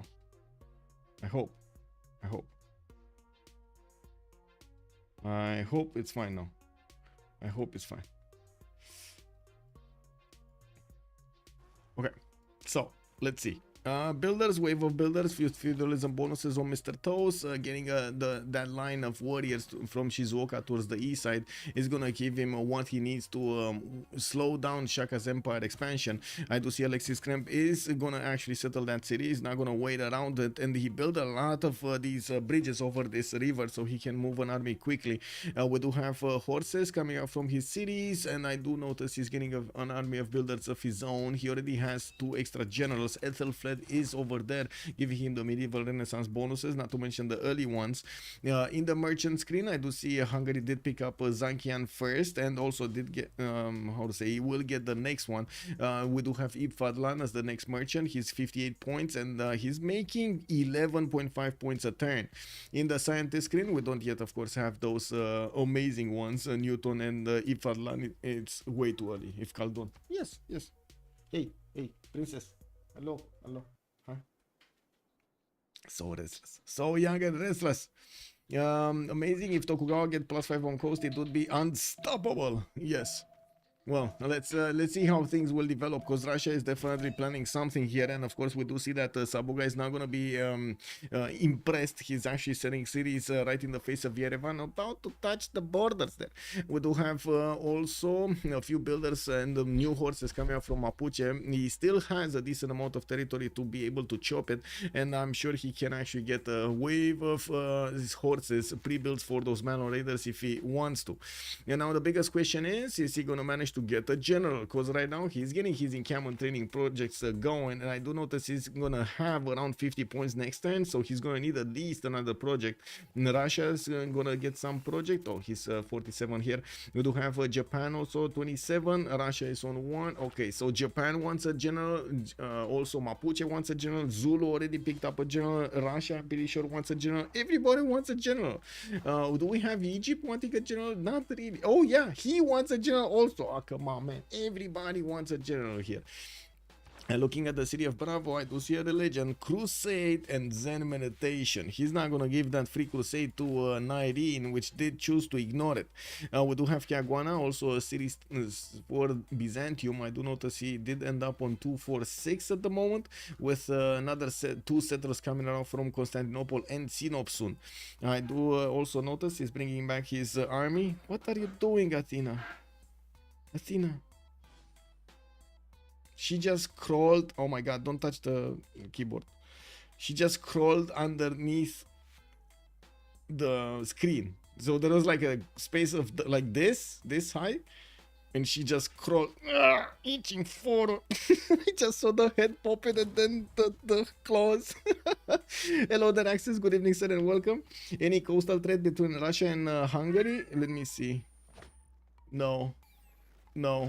We don't have them. Maybe Rage is gonna settle a city over here on the Olive, so they're gonna get the trade through Voronezh, but until that time it doesn't seem like they're gonna get to trade over here. There is a possibility for him to set up coastal trade routes through this lake also, between Zulu and him towards the north. We do have encampment training projects coming around soon from Zulu, and I do notice he's trying to ramp this up, but they're very slow. 4 turns to get one. Nogoma is gonna get one in 2 turns. It kind of feels like Mapuche is gonna get his general.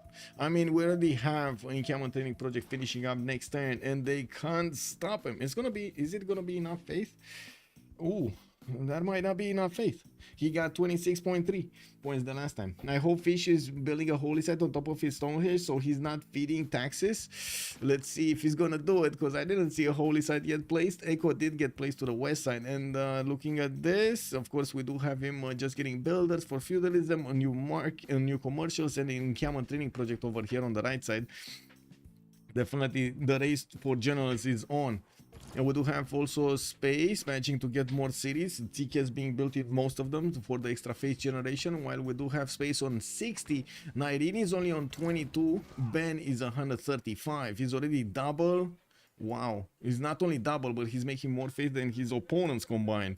And Byzantium over here did choose to go for Penbrush and Voice Golden Age. This is something that I didn't actually say earlier. He did go for a Penbrush and Voice, not a Monumentality. He's not using his Faith Pattern for his extra bonuses over here, just getting the culture. And we will see what is he going to use that faith on. 27 faith, he's on 125 in the bank right now. With quite a few horses from Mapuche starting to end up on the western side in Hueli Mapu, we do need to see Sambuga upgrading those into Malon Raiders. We do have him putting down his Diplo quarter, and I do see him putting a city on the coast to the east side, where he's probably going to get to connect his economy with Byzantium later on.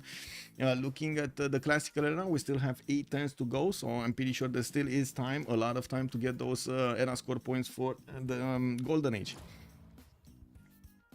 Okay, did he get one? Mapuche is 74.3. I was thinking he's not gonna have enough. Oh my god, is this gonna be like the last turn?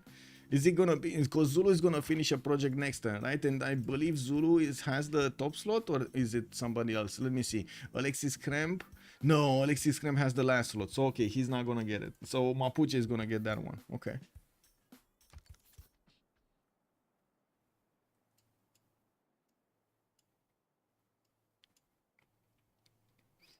Football update. What happened in football?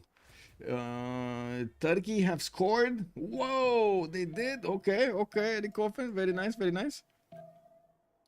Liang also establishing the city of Nobamba for some extra production, and of course the defense against volcanic explosions. We do need to see if Alexis Kremp is going to follow up attacks against Japan with both him and Mr. Toes putting cities in the choke points here. It does seem like Zulu is going to have quite a run for his money. I'm pretty sure with that extra science, 58 and 68 on Mr. Toes, and not only that, but also the production capability is quite high, 136. He will be able to withstand attacks. He might even push back against Zulu if Zulu is not careful.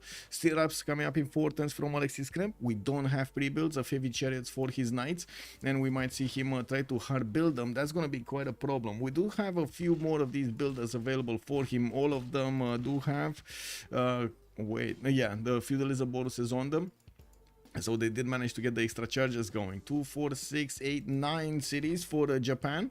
While he does have 6 of these warriors available for him. We did see him putting down an encampment, but we didn't really see him getting enough points. And unfortunately, the next general is going to be way too expensive to get. It's 300 points. It's 300 points. But to be honest, they really needed to get Timur over here on Mapuche. They really needed to get this. There's no way Mapuche would have been able to do any kind of attack against Russia if he doesn't have that general. And I do have to point out another thing over here. It's going to be a problem that Mr. Toes is not going to get his general. I'm pretty sure even with the samurais, if Zulu is going to manage to get enough units, might pass through them. He might pass through them. There are a lot of pre-builds over here, and I'm pretty sure they're going to get upgraded quite quickly, while he's gonna keep on repositioning them with full strength ones on the front line. We do need to see if Alexis Kremp is gonna manage to get enough units though. 4 turns for his Warlord's Throne to come out from Ulundi.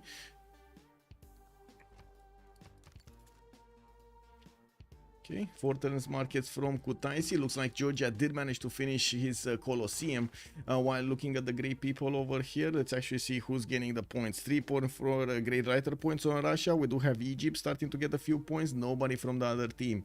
No engineers yet in the merchant screen. Byzantium 4.6, Egypt 4.6, Hungary 12.6, Georgia is on 2, Russia is on 1, and Zulu didn't build a single commercial. a single commercial over here. He's also taking down the city of Candy. It looks like with one trebuchet he's managing to take down that city center quite easily, and of course the horse is also gonna follow up attacks and take it out. Okay, audience chamber got finished. It looks like Ben is gonna get his Mahaburi temple from the city of St. Petersburg to get his extra 2 beliefs and also the Diplo points. We're gonna need to see in the World Congress if they do manage to actually get the Diplo points from the first one. Who got the last general? I think it was Zulu. Yeah, Zulu. So it was Mapuche, Timur, and then El Cid got picked up by Zulu. We did have also Hungary managing to get Ip Fadlan. That's the third one or the second one. I think it's the second one, right? He got Zankian. He just, and they're missing Marco Polo, and it's probably gonna be right after Piero De Bardi. Anyway, looking at the series of Mapuche, it doesn't seem like he's gonna have enough units to actually pull off this attack. He does have in the city of Willy Mapu 1, 2, 3, 4, 5, 6, 7, 8. And 9, 10 over here to the right side, when Russia does have about the same number of units and also getting spearmen. Doesn't seem like those Maloliders are gonna do their job. Now we also see in the Russian territory a few more markets being built for his trade routes. He will wait for the city of Hungary to get onto the coast there. No, they're actually starting to trade on the land here, directly connecting their economies towards the west side. Looking at that economy, it does seem like it's a little bit better on COC, but I can't really say it's that better. Like 16, 71, 32, 35. On the other side, we do have 62, -6, 18, and 55. We do have Sabuga getting that extra science, and I do see Mr. Toast doing the same. On the other side, doesn't seem like anybody's gonna get over 60, but Rage is 52, is quite close. And we do have him with his feudalism builders coming around, trying to get the points for his golden age. Also is sending another city towards the west side. We do need to see if Georgia is actually gonna get to fend off attacks here. I'm pretty sure Hungary is thinking about maybe doing some mischief in the Tamarian cities. The problem with attacking Tamar is the Tike. I mean, you know, you have like strong shots on every city, and it's gonna be also strong defense on every city. It's kind of annoying to try to pillage or do damage to the Georgian cities. It's a very good point for Georgia, don't get me wrong. Japan is dead, you think? I don't know. Also on YouTube, Russia has a general that someone Sus Valeta. Let's see. Yes, Dance for Fish did Sus Valeta. Cat doing cat things, yes indeed. Vistia, go for Ben and still don't take Crusade. Yes. Oh, you're talking about Nyrene or the Byzantium? Yeah, he didn't take Crusade. He's going for his hippodromes right now, and I do see a few commercials. Well, a commercial coming out from Constantinople soon, with another builder from Nicomedia finally sending those settlers towards the delicate arch cities. We do have a possible one on the stone tile here, and well, I guess we're going to need to see if he's going to settle Rice or somewhere else to make place to make room here.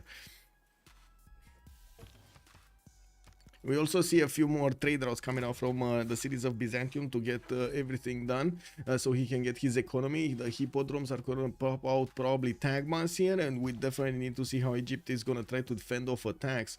We already see some walls in Charlie and Alpha, and I do see Antananarivo. All of the bastions on the right side are getting prepared over here to withstand attacks.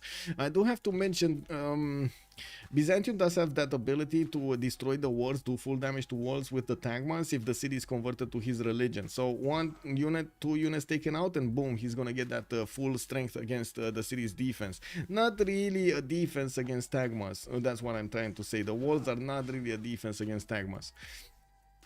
Now we do have also Russia needing to get to his own courses to have a strong unit to fend off attacks from Mapuche, and I do see he's getting construction and divine right, and I do notice also he's starting to put down a few more theater squares, finishing up his libraries for the extra science, and jumped out considerably in the last few turns, not only in production and faith but also in science and culture. 40, 47, 38 gold, 134 faith, and 128 production.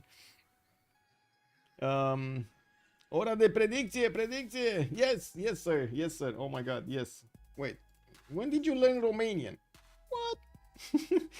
Who will win? We do have COC on one side, and on the other side we do have HOH. I don't know why I wrote it with a big O. Let's put it a small O over there. Let's see. There we go. And that reminds me, actually, I should ask the beautiful people on YouTube over there if we can get to 40 likes. Can we get to 40 likes? This is a very big question. Like, you know, this is basically the feedback I get for every stream over here. Show 4 religions. Let's see. 4 religions. We do have Russia getting Watson, Defender of the Faith, for an extra +3 on his series, while no other religion was actually done here or improved. Defense against the dark arts, Dota. Yeah. Wasn't this Dota or no? Defense against the ancients or something. Oh no. What is Dota standing for? Or is it defense of the ancients, not against? But anyway. Japan is there. Let's actually see what's going on here. With the new samurais getting upgraded from those warriors, we do need to see if Alexis Kremp is going to manage to withstand that initial attack. These guys can keep on going. We do have a campus in that city that I cannot pronounce. Honestly, I'm not even going to try. Or let's try. Should I try, chat? Should I actually try to pronounce the name that cannot be pronounced over here? Should I try to do it? This is Harry Potter. Yeah, this is Harry Potter indeed. Defense of the Ancients. Okay. I see. Defense of the Ancients. Man, I don't want to try it. I don't want to say it. Defense against the dark arts is from Harry Potter. I see. Different universes. Got it. Okay, now we do have barracks here. I do see campuses in Obamba. We do have also the builder starting to chop the majority of his territory, and Alexis Krem still has a lot of chops here. Now we will need to see how he's gonna use them. Rage getting military tactics and Divine Right, finishing up Oracle in the capital where he still has Magnus deployed there. He did manage to put Shekers Fervar to the west side, and well, I guess at the moment he's not really having a standing army anywhere to try to do some damage against somebody. Now we don't have the moment Sabuga actually upgrading his Valor Raiders. He doesn't have them yet, but I do see he's starting to get a few more archers out of his cities, and well, we do have commercial from Wente Mapu and Ngulu Mapu. Another holy site in Piku Mapu. I do have to point out there's only one religion left, so he needs to hurry up to actually get it if he wants it. We did have Stonehenge built here in Egyptian city of Bravo that wasn't actually complemented by a holy site anywhere, so he doesn't have the ability, the raw ability to build to buy a missionary or an apostle somewhere, so he can actually spread that religion somewhere else. Good thing is it's still a Moksha city, so it's passively spreading around his cities anyway. It just takes a long time just with the passive spread to get that going. We do have a statue of Zeus also in the city of Charlie in 9 turns, and I do notice his builders are improving every one of the tiles that they can get their builder charges on. With also, by the way, we do have 155 production on Rage and 158 production on Ben, plus the 154 Faith. On the other side is just gonna be Mr. Toes on 160. Everybody else is around 100, 110. And we do need to see if Sabuga is going to manage to keep that tempo going, because to be honest, how it looks like right now, it looks like Sabuga did manage to make quite an effort to go for the science and the culture so early, and also you can see him ignoring the commercial side. Now he's going to need to complement that and build commercial so he can balance out his economy, while his production is quite low at the moment. And yes, he did get quite a few units, he did put them on the front line, he's going to get to defend himself. But the tempo is still going to be with Russia for the next part of the game. So we do need to see if there's going to be any kind of move from Sabuga to try to counter this, try to somehow get back on track with his development so he can keep away Russia from being too strong. It kind of feels like Russia is going to be ahead whatever happens here, to be honest. Looking at the era score, we start to see a few of them getting enough era score for the Golden Age. Space did get some. We do have Mr. Toes getting it. Looks like Ben and Task for Fish are going to be each 1 point away from getting it. And Rage is 11. Wow, Rage is 11 points from getting a Golden Age. Okay, can he get the Black Army? No. Wow. Wow.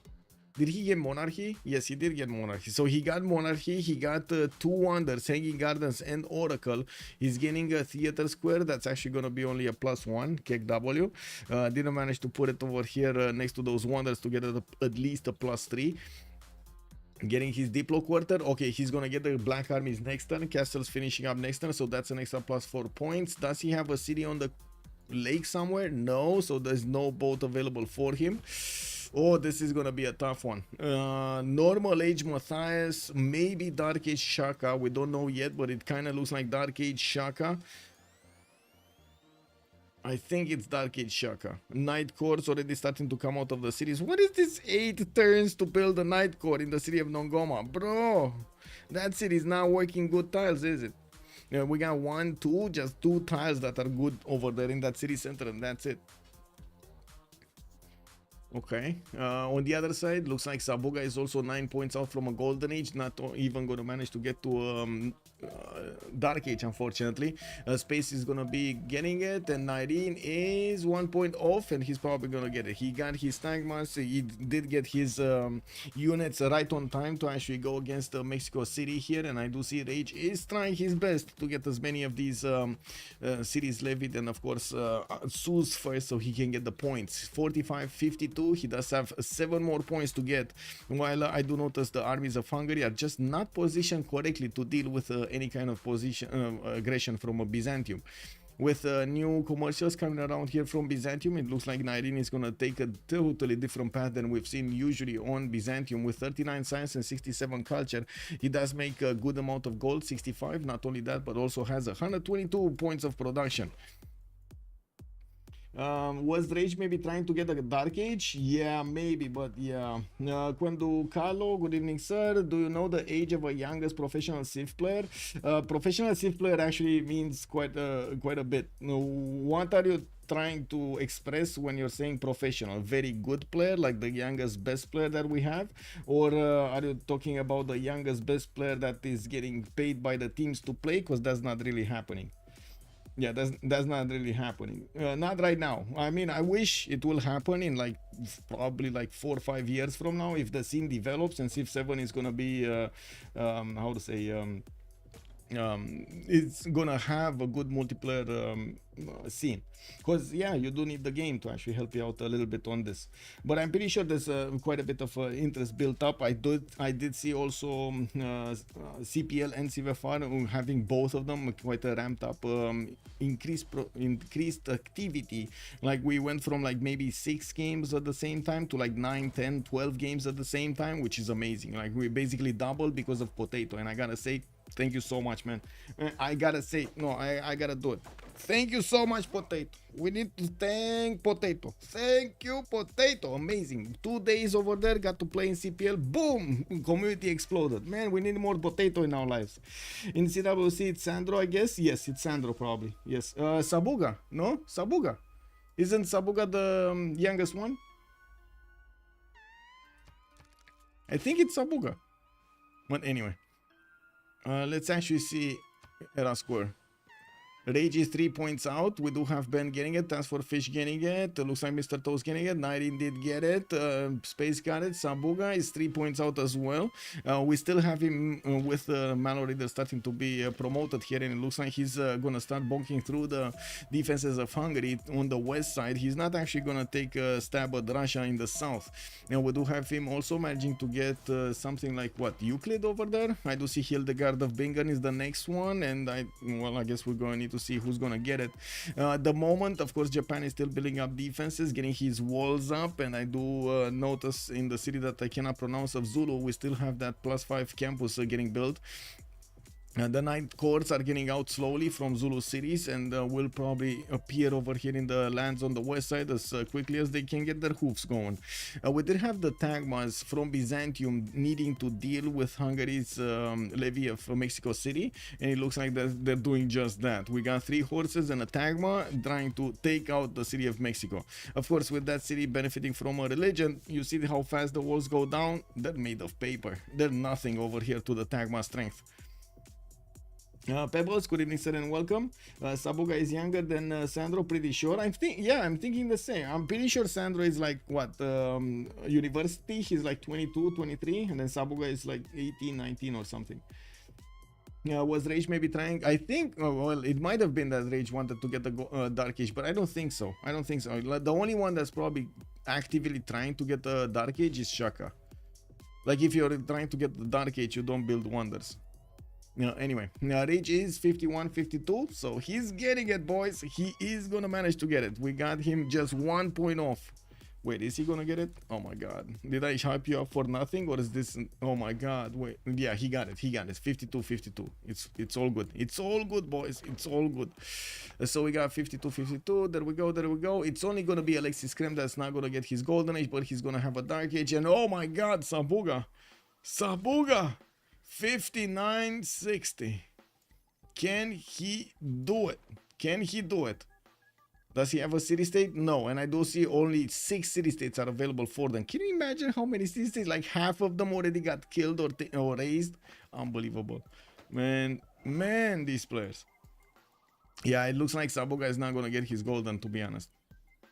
59-60, just 1 point off. That feels so bad. Wow. Anyway, we got some Hungarian Black Army showing up to fend off attacks from the Malon Raiders. They will get the support help of Mariano Cheret archers, which are strong enough to hit these units from afar and deal significant damage, especially if the Black Armies are going to keep them at bay. We do have to see also how Mr. Toast is going to evolve his defense. I would imagine very, very soon we're going to see some crossbows showing up here to pick up the defense against Zulu.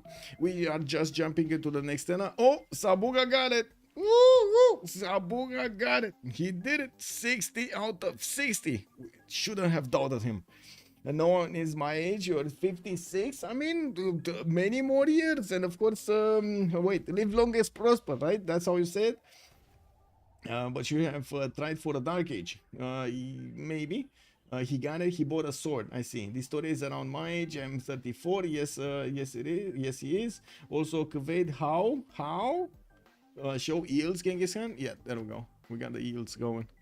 I do have to say at the moment, just taking a glance at the yields, it does seem like we do have a few more, but not by much on COC. It doesn't seem like it's that big of a difference. The Russians, though, 170 faith and 170 production is just insane. He's getting his Grandmaster Chapel in 2 turns, and yes, we do have more traders, more campuses, more commercials coming around here. This is gonna be beautiful. Yeah. Okay. Religion. No. Ice Cream has joined the round table. Ice Cream, thank you so much for the follow, sir. Welcome.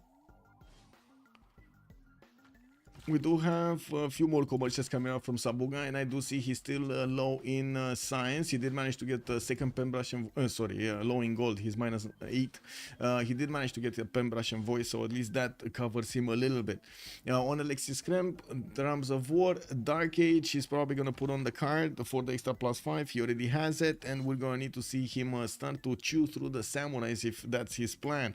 I'm pretty sure the Night Corps are gonna need to go here, and it looks like they will be stronger than the samurais, and one of the issues is Japan does not have a general. Yeah, Japan not having a general and Zulu having a general might actually be problematic, because it looks like these samurais are just not going to be strong enough to handle the Night Corps. That's a problem. Mapuche units getting pushed back. There's nothing happening here. Like there's really nothing happening here. We might see Russia at some point trying to do some attacks, trying to be a bit obnoxious, but that's about it. Now, of course, we do have the majority of the empires right now starting to get the preparations going with the aqueducts for their industrial zones. We do have Mapuche setting some. I would imagine Hungary already. Yeah, there we go. We got some industrial zones starting to come around.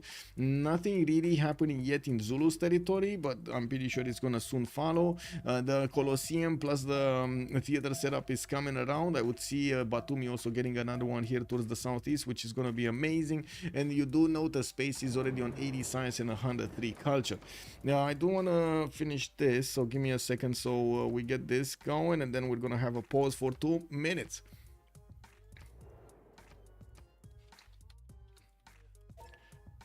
Go B, Prophet, preserve you. Yeah, okay, so 2 minutes and we're coming back. I'm pretty sure he can get boats if he still lacks Erasco anyway. Right, he could, well, if he does actually have sailing, yes. You're right. Now, Potato being on the cast is one made me aware of your games. Brian, Everett, yes, sir. Good evening, sir. Since then, thank you, sir. Oh my God, that's amazing. Again, thank you so much, Potato. Much appreciated, Potato.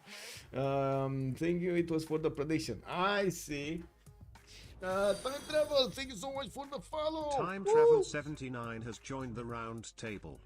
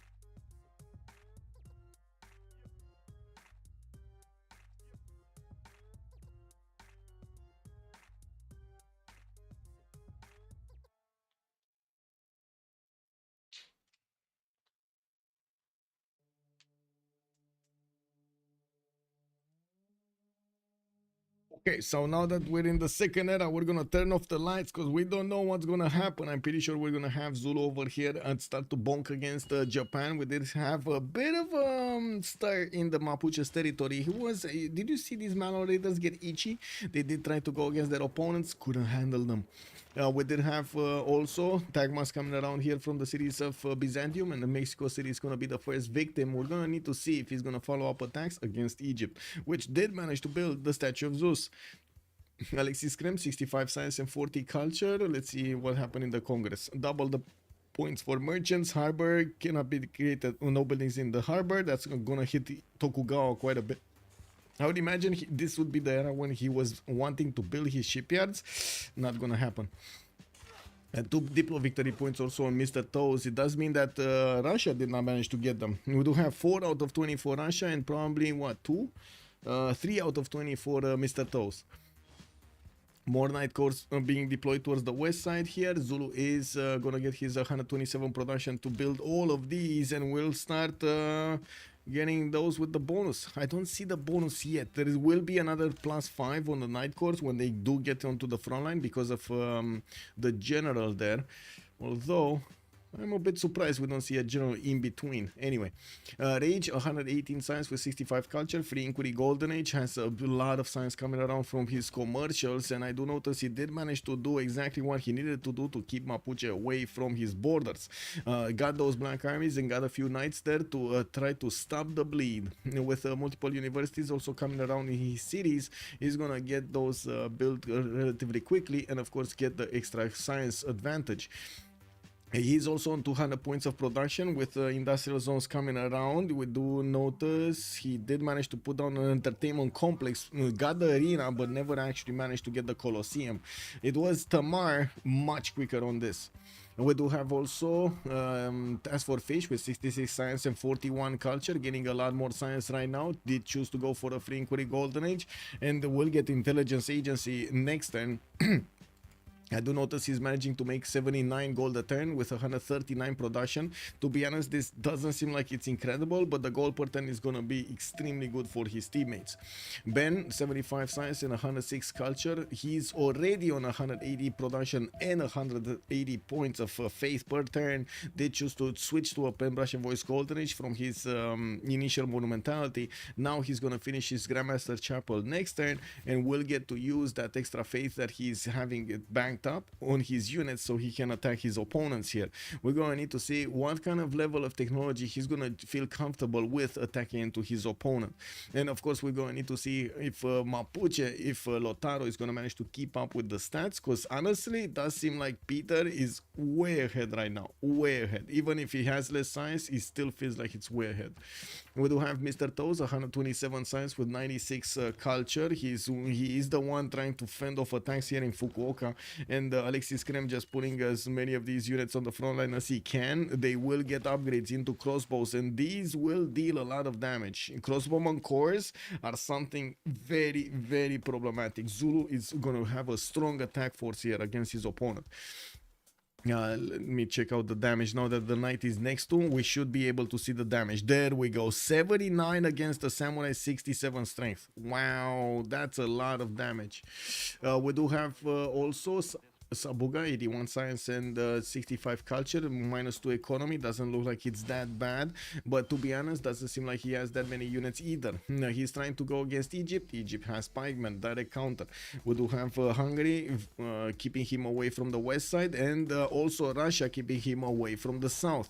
And I do have to point out, this is COC seriously respecting Mapuche's timings. Like seriously respecting. They're trying to get everything they can to do, so they nullify the advantage that Mapuche will have against them. Denying generals, putting the cities so they can use the defense from the rivers, using choke points to also not allow Mapuche to wrap around their units too much, and not needing to overly build their units and so on, overly spend basically production on those units. So Mapuche right now is just being left, unfortunately, without a target. He's going left, he's getting stopped. He's going right, he's getting stopped. He's going forward, he's getting stopped. He doesn't know where to go. And he found a city in the south, right, Vatican City, to try to bully a little bit, where of course again Russia has units in the choke points. This is how you usually need to do it, right? Use the choke points, use the defenses, use the land around you to your maximum advantage. How long to ballistics for Ben? The Mapuche front is excellently played by COC. Yes, just amazing. 10 out of 10. Where are the stats on the tournament page? They don't load. Tooth Pies. Give me a second. Civ6 World Cup. Tournament.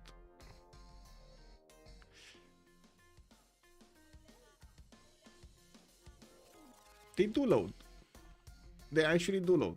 Just give it a second.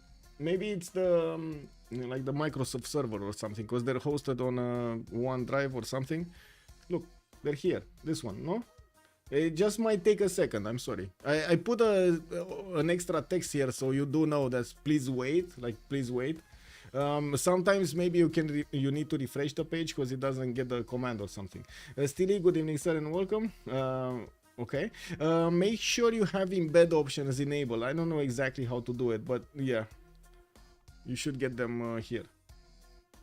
By the way, if anybody wants to check out these stats, easy access on civ6worldcup.com website. You're gonna see all of the stats of the tournament here. This is also made by Mamaleto. Amazing. This whole sheet over here is amazing. Google sheet, OneDrive sheet or something.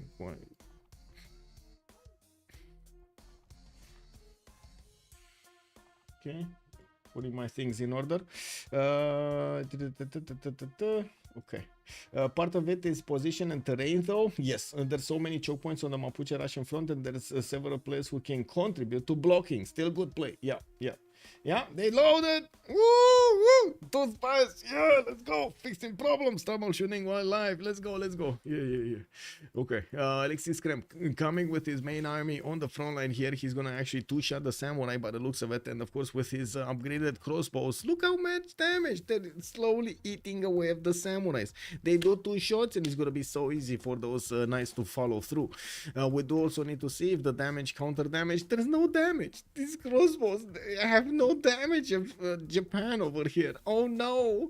Well, we do have quite a few knights finishing up in his cities. He's also going to get an intelligence agency in 4 turns, and to be honest, we gotta see if Japan is going to manage to get a spy of his own. If he's not going to manage to get a spy, the extra intel will be with Zulu. Getting printing in 3 turns. I do see Mr. Toe's going to get printing in 1, so they're going to equal that plus 3 out between themselves, while of course the spy is going to make the difference. In the capital city, oh, Tokugawa did get intelligence agency in his second specializing building of choice. Okay, with also mausoleum being built in the north. We do have him getting his universities out from multiple cities right now, and of course getting harbors out here in Yokohama to the west side. Foreign Ministry importance in Tbilisi is the second building of choice for Georgia. Makes sense. He does want the envoy points there, the diplo favor points, I mean. Shekes Fervar gonna start getting theater squares, and I do notice Hungary is probably the one dedicated to go for the later game here, but at the same time saying that and then seeing more black armies coming on to play, maybe we're gonna get some hussars action later on. He does at the moment have only 137 science versus spaces 83. I wouldn't really say that's that big of an advantage at the moment. With comparable production numbers, 191 versus 166, and of course both of them are making a decent amount of gold for their teammates. Space does have more culture, so nationalism hitting the later timings is going to be easier for him. We do have Mapuche also pushing back the Russian units. Looks like we might actually see a takeover of an encampment here before the ancient walls go up. Russia does have a few of crossbows that could definitely shoot down that encampment there. Or the crossbows. What are they shooting? The encampment or the crossbows? The encampment. It says encampment. Okay. Okay. So Zulu pushing through. He did manage to get the first one. Took down the walls in that encampment. And it looks like these Night Courts are actually going to have the strength necessary to punch through the samurai line. Mr. Toes is trying to get to gunpowder in 3 turns. And of course he's going to need metal casting. Oh my god. Does he have? Probably he does have the other one. Yeah, not metal, sorry, military training or what, military tactics, this one, to get his men-at-arms upgrade, so he can actually get to muskets. We do have to see also if the trebuchet core is going to be enough. Yes, it is. It looks like it's doing more than enough damage to take down the walls in a nice time. By the time these knights are going to be finished with the samurais, the walls are going to be down. Ben is saying I kind of need to rage quit. What? No hotkeys, not playable. Okay. And their opponents is saying, okay. Wow. Is it a mistake for Mapuche to wait on 6 cities now that he's being neutralized? Being 2 more cities is good. I would imagine, yes, it's going to be good to try to get more cities. Yes, I agree. Losing Fukuoka could be devastating. Loyalty won't be a problem, and choke is controlled.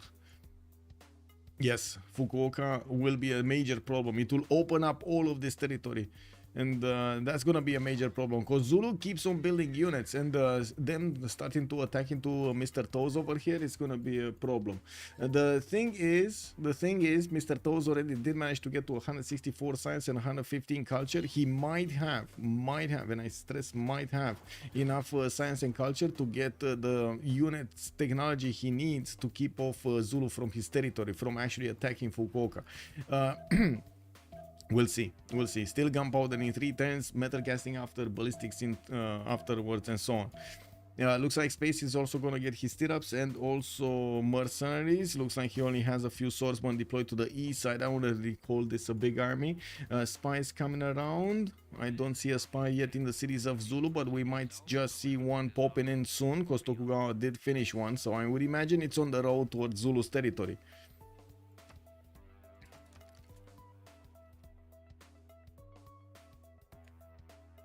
No, I see Anshan also got levied by Rage to the north of Egypt. He's just setting up envoys in there.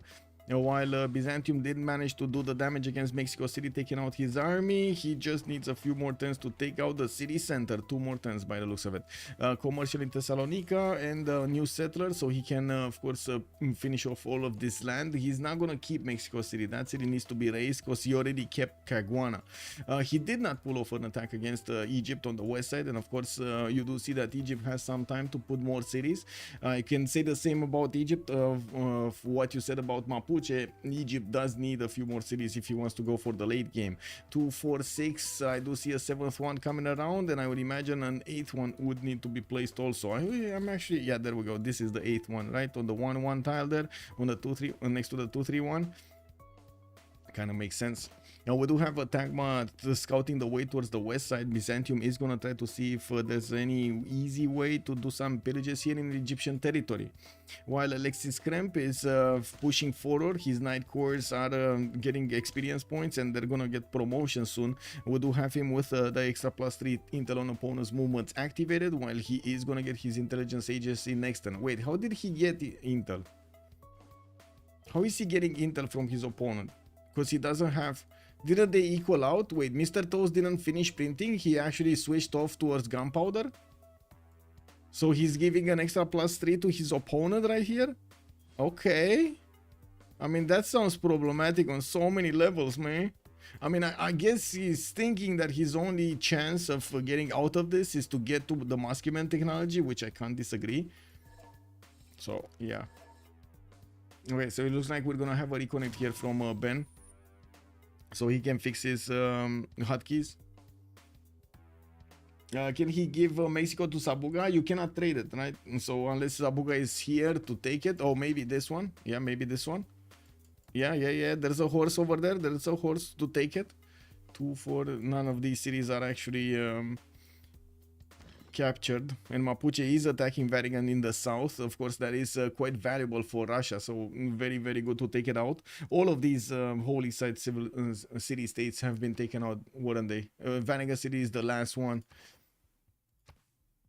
That's already on Russia, 229 faith attend with 240 points of production, 121 science, and 124 culture. I would say he's quite strong right now. I would even go as far to say that he's stronger than Tokugawa at this point. 2, 4, 6, 7, 8, 9 cities for Russia. Did get those ones on the west side. He's actually going to put a city through the Georgian units in the front of Valletta. What? Look at this settler moving. Wow. Okay. Well, I guess we might see some Cossacks being bought and sent on the west side here. He's getting his castles next turn. Medieval fairs also next turn. Oh, still no spy in Zulu cities. Wow. Okay.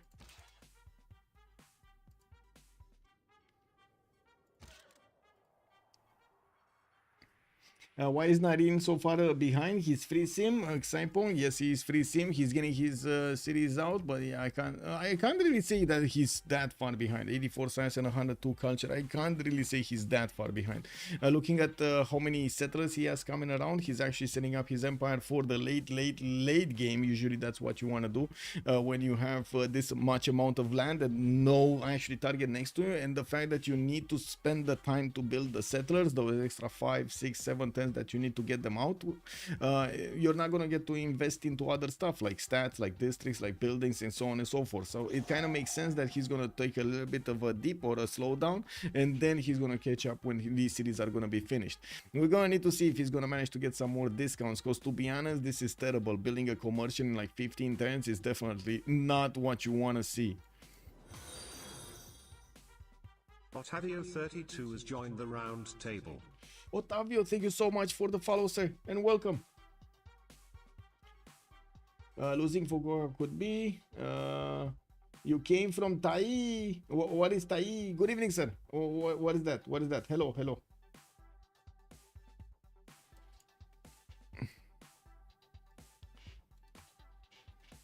Okay, we got Ben reconnecting, and hopefully we're gonna unpause soon.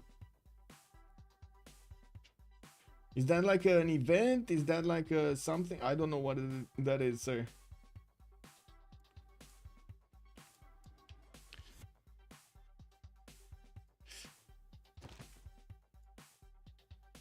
Okay, doesn't seem like there's any more worry about Mapuche doing anything here, even if there are slow units, or I should say weaker units of Russia here in Bergen City.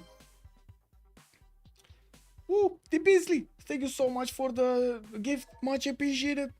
Marcy 18, welcome sir, welcome to the Dreamers. Let's go, putting me up above 200. Thank you so much, the Beasley, much appreciated sir. Oh, we got a plus and then we got a minus. It does seem like Space is gonna significantly increase his culture per turn here. He did choose to go for his second pen brush and voice, and is keeping up his amphitheater, not to mention the great people of the culture kind up. We did have Russia getting a few theater squares, I believe, in the beginning, so yeah, he's getting a few points also. No, he's not. Actually, he got one. Okay, he got one, but not very big one. Okay. I don't really see very big theater squares over here. Definitely, I do see them here. This is going to be a +5. We do have another +4 over here, and he's going to get another +2, 3, 4. No, 3. 1, 2, 3, and that's it. Another +3 next to Batumi.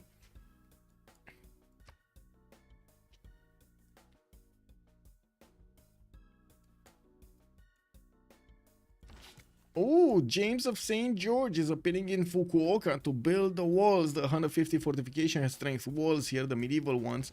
Of course, the trebuchet cores are still probably going to be strong enough with also the crossbows to help them out to go through those walls also. Now, we do have Zulu getting so much attack strength on these crossbowman cores to take out the samurais quickly that it seems like Mr. Toe's defense is going to buckle and fail here. We do have Alexis Krem getting his castles out next turn. If he wants to get the extra technology over these knights, he definitely needs cuirassiers, and we're going to need to see if he's going to get there in a good amount of time. I don't really see him having that much science, right? This is the all-in attack from Zulu, basically. Hello? There we go. 75 and 43, minus 24 gold a turn. We do have the Fish and Ben getting more than 100 gold a turn, and on the other side, it looks like 19 with Space are making the gold, and Mr. Toes, to be honest. Okay, let's not leave him out there. And also, I do have to point out, because Nairine was in a corner, he really needed to get the goal for his teammates, right? So going for commercials was the way to go for Byzantium and for HOH as a whole. I would imagine if Russia is starting to send settlers to the west side, he's actually preparing for something here. And it might be a staging location for an attack against Georgia, coupled with the units of Hungary. Of course, Hungary benefiting from Hussars, and we do have Russia benefiting from Cossacks. Two very strong units, very strong units. Can Rage get like 4 cities or 3 cities? He has 2 cities already. Oh, okay, that's like what, 4 points for the Hussars, 4 extra points for the Hussars. Now we got a few pre-builds, but not that many of them, and I do see he's getting campus research projects, so we might actually see the next ones be the important ones. Marco Polo did get recruited by Byzantium. Okay, that's an extra trade out capacity, while Hungary got the other 2.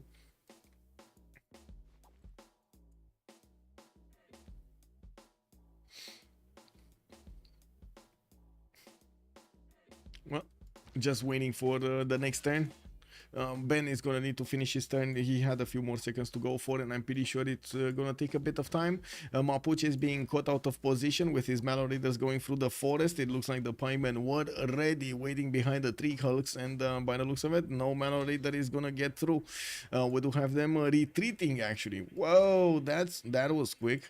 Mexico City is gonna go down next turn. 19 is gonna take it, and looking on the west here, it looks like the moment Georgia doesn't have a lot of units, he did choose to go for foreign ministry. This means he's not gonna get upgrades, easy upgrades. As in, he's not gonna get Grandmaster Chapels, he's not gonna get to buy the units with Faith. That's what I wanted to say, not upgrades. 90 Faith a turn here for Space, that will be used in something else other than those units. We do have him with CAD also taken down in the south, 2, 4, 6, 8 cities. He's starting to connect his economy to Mr. Toes, of course, beefing up the production and the food of Mr. Toes cities over there. We already have 269 points of production here for Japan. a very good amount of production. Still not higher than Ben though, if you do take into account the face generation alongside all of that production. With Ben on 2, 4, 6, 8, 10 cities, it looks like he's gonna go for Novgorod, just settle in place and putting down another campus there, a +4 between the mountains and the geothermal, pushing out his opponent space from his borders. He just bought a pikeman in front of him, of course having so much faith per turn. 231 faith per turn does allow him to spend it quite easily, right, on a lot of good units. Russian settler looks to be in trouble. Yeah, but he's settled, it's fine, he settled. He just needs to get, I'm a bit surprised he didn't choose to go for a Lavra and right now, like forfeit the world in that case with no, I guess he's gonna buy a granary or something. Ben is ready for the countdown. The final countdown.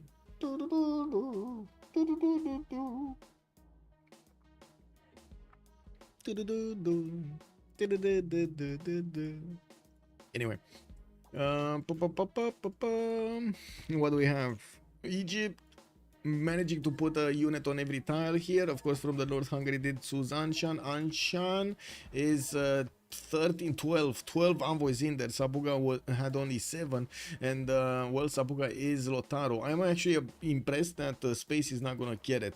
Now, we did have Space managing to get the awesome religion, right? He did manage to get it. He did get papal primacy, so whenever he's gonna send an envoy, it actually adds 200 pressure, and of course he's gonna get double when he's gonna convert the city-state. Now, I would really love to know how many envoys Georgia has right now. He has enough to keep Nalanda. We do have space on 6 at the moment in there, and of course he has his religion. It's quite cheap to get. We do have amphitheaters, so, and a lot of culture also being developed here in space that will allow him to uncover those civics, discover the civics, and get the envoys from those. He did build Apadana in the city of Tbilisi. More envoys. Yeah, we do have to see if Russia and Hungary are going to join forces against him a little bit later on. With Zudugan also being picked up here as a merchant, we do have him getting some stuff, but not much.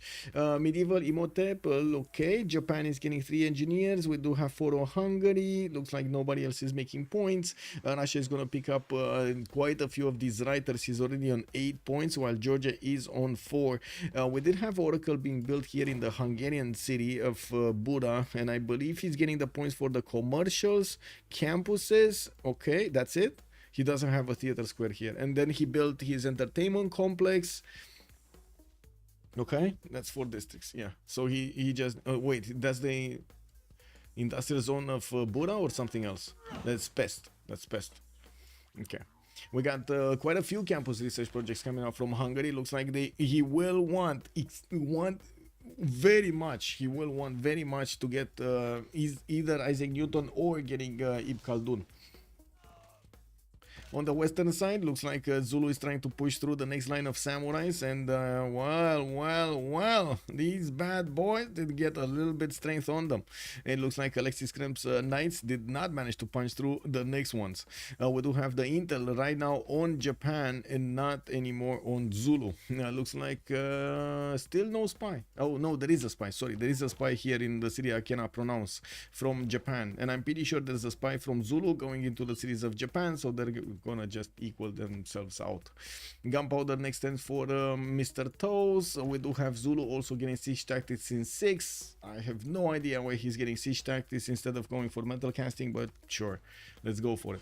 And we do have some heavy chariots also coming around here, and I do see, of course, commercial in Tokyo, more universities for the extra science. Mr. Toes is way ahead anyway, and when it comes to the science, it's more than double the amount that Shaka is making. Not to mention he has almost triple the amount of culture Shaka is making, with 277 points of production versus 149. Yes, Shaka can build stronger units at the moment, but it will just be a matter of time until Tokugawa is gonna get them stronger anyway.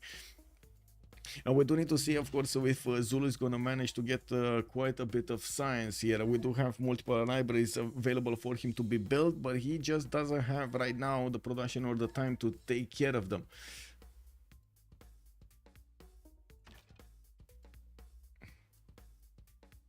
Okay, what's going on here? It looks like Mapuche did manage to get the wall up in that encampment. I'm very surprised, but it is what it is. We do have the crossbows still taking shots on that encampment so they can get the promotions. This is gonna be actually very helpful for Russia, just as it was for Mapuche to keep on shooting units or cities over here or city defenses to get the level 2 crossbows. When these are gonna get upgraded into field cannons, oh, they're gonna be so strong. Mexico City is actually a Mapuche city, and he's gonna get his monuments out. We do have also another settler coming around here to the south of Byzantium, and I do notice Mapuche's Malo Raiders are just dragging the army of Egypt away from his borders, and that's about it. They're not really doing much. They're not pillaging, they're not attacking. On the western side, we do need to see if Georgia is going to manage to put enough defense on the right side to fend off attacks from both Hungary and or Russia, because that might be a problem. We do have Russia with a few horses deployed to the west side, and I do notice he did build a preserve. Oh my god, this is beautiful. This is beautiful. 4, 3, 2, 5 tiles. This is just beautiful. It's insane. Who has the edge so far? Lisin, good evening, sir. It looks like at the moment it's kind of tight, to be honest. Like it's kind of tight. I wouldn't really say there's anybody with an edge. We got them really close when it comes to the science. We do have a bit more advantage, I would say, on HOH, because, well, Shaka did kind of use this moment to go against his opponent, and we still don't know if he's going to finish the job, especially with Mr. Toast getting gunpowder and getting the ability to upgrade these samurais into the stronger units, the musketmen. I don't know. These night cores might not be what's needed to go through this. We do need to see if, of course, Alexis Kremp is gonna get more science. This, to be honest, well, yeah, they do have enough gold to buy libraries, for example, but man, I don't know. It feels like that is a major investment. And let's see the muskets. Let's hit the muskets. Okay. Lol. Wait. So muskets are basically just... Okay, they're a little bit stronger. Yeah, they're a little bit stronger. Oh no, they're not. Wait, they're not. This one doesn't have Garrison Commander, doesn't have a +3. And I don't think it has also the 45 bonus. Anyway, they're like a few points stronger. It still doesn't matter that much. That's a bit of a problem with new units from Zulu and also the Terracotta army being built over here in the city of Ulundi. We might actually see the spy getting to a level 2 in the cities of Japan. We also have Japan starting to industrialize, as in he's getting all of the industrial zones around his cities, and will try to get going for those industrialization points. I do notice the scientists are getting picked up here. Hungary will have the next one, while Japan did pick up Abu to pop the heals much better. That will help him actually withstand a few more damage points, but we'll see if that's gonna be enough. It doesn't seem like at the moment the muskets are gonna be able to hold the Zulu units, the Zulu army.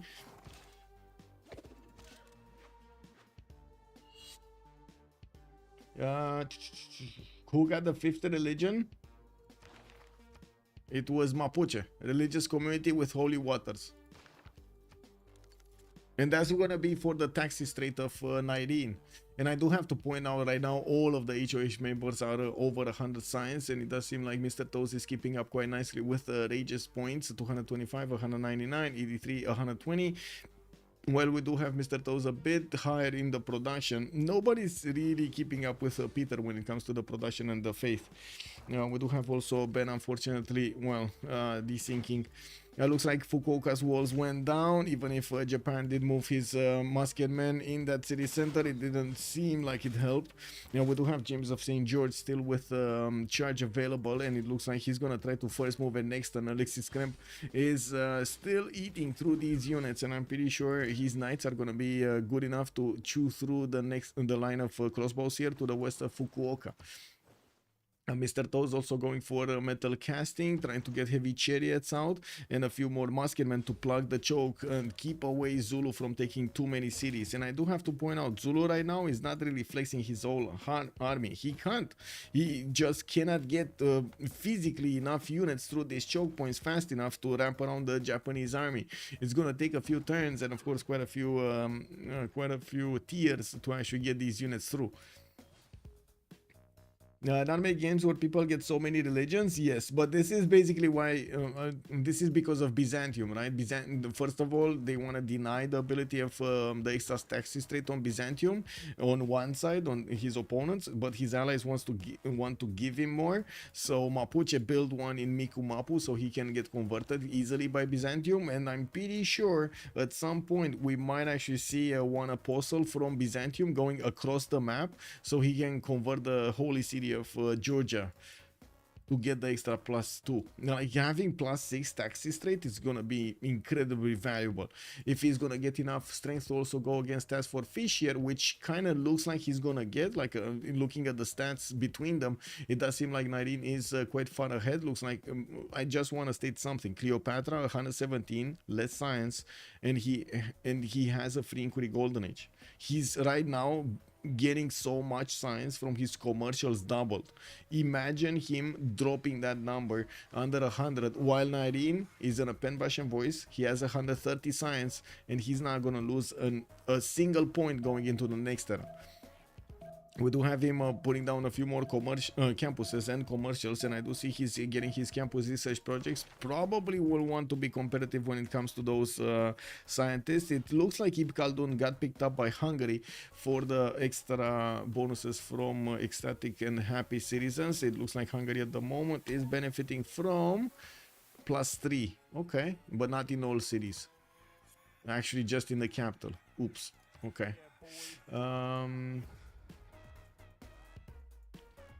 Okay. Also, Russia is making campus research projects. So we do have markets coming around, and it looks like La Venta has been taken down, or Jerusalem, whatever this was, or was it Vatican City? Anyway, with the city of Faith to the south of Wende Mapu got taken down. Let's see the initial attack of Zulu.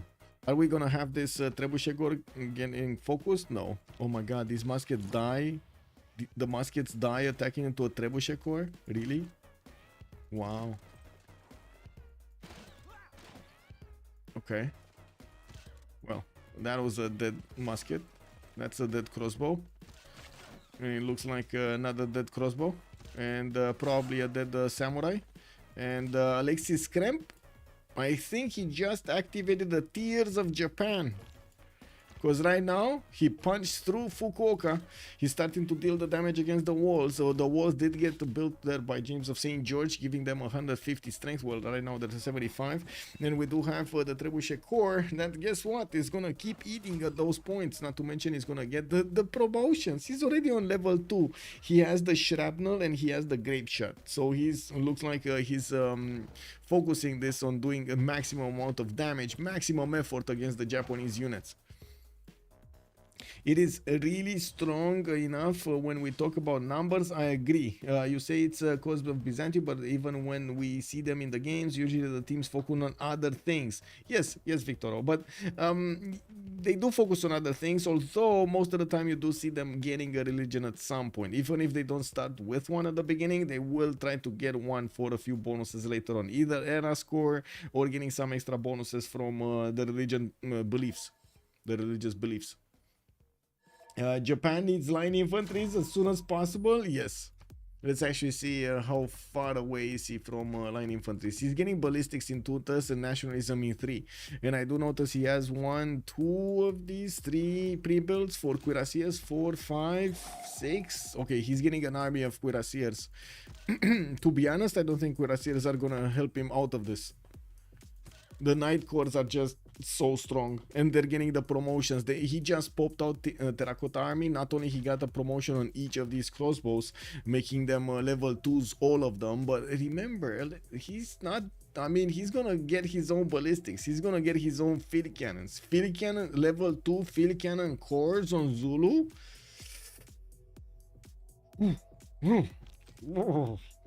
I don't know about that. A shiver just went down my spine because of what I said. Yeah, that's what we were saying from samurais to musket. I guess Zulu will get armies before that, so it won't really affect much. Yes, basically. Yeah, he needed to have significantly more science than he has right now. And to be honest, like, he already has a lot. 221 versus Alexis Krem 75. Man, that's a big difference. That's a big difference.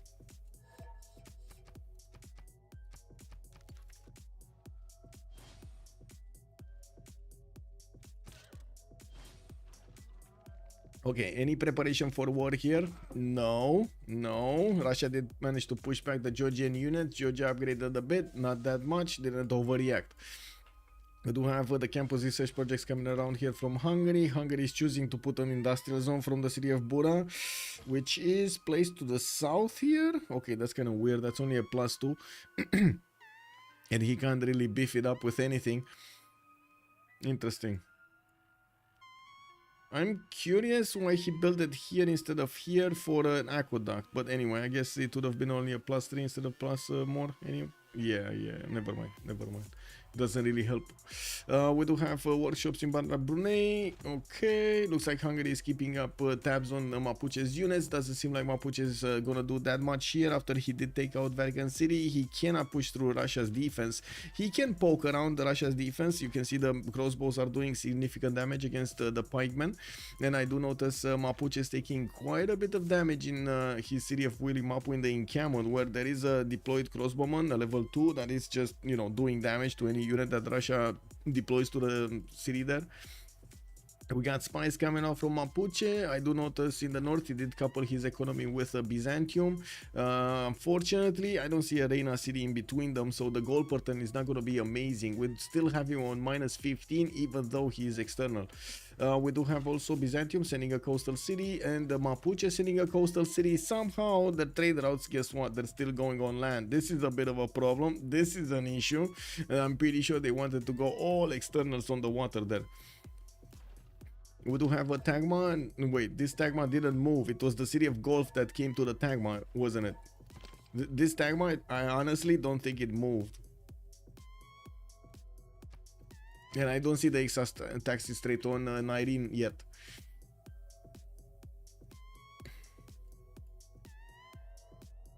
I do also want to point out, with Japan being pushed so hard, it looks like they're putting quite a bit of pressure on their opponents, on especially Japan, slowing him down from developing and forcing him to build a bigger army. The thing is, I do see the goal pattern right now. It's quite balanced between the two teams. Doesn't seem like they have issues upgrading, but it is lower on COC. We do have Alexis on 14, Rage on 87, Task for Fish 85, and Ben on 87, while on the other side 69, -23, 108, and 162 on 19. Okay, looks like Fukuoka is dead. Okay, that's one. Is he gonna attack with the other ones? Doesn't look like at the moment, but I think so. Yeah, that's it. It looks dead. Yeah, more night courts coming in from Zulu's main cities, and I would imagine he's gonna want to get as quickly as possible to that ballistics. Somebody's gonna need to boost him, and I do see if the fish is going for his gunpowder. Ben is going for the bottom 3. He wants Cossacks in 2 turns, and since he's so close to Cossacks, we gotta see if he's actually gonna get the opportunity to do something about Hungary here, going against Georgia. We don't see units. Oh, he did actually buy all of these heavy chariots in each of his cities. These are pre-builds, of course, for the heavy chariots, or the heavy chariots, for the heavy cabs, for the cuirassiers and tanks. And we at the moment do see them being used with the retainers card, so he get an extra amenity, so he can actually get more stats. 158 science, 130 culture, with 245 points of production and 189 points of faith. So wait, he's getting to the numbers of production of Japan, but with a significantly more faith pattern. Wow. Okay, more theater squares for the extra culture. And I would imagine Ben's upcoming temples over here are gonna pad those numbers nicely of extra faith pattern. Feels like a GG. No general on Japan is a really big deal. Yes, the no general on Japan did make over here did create the problem basically.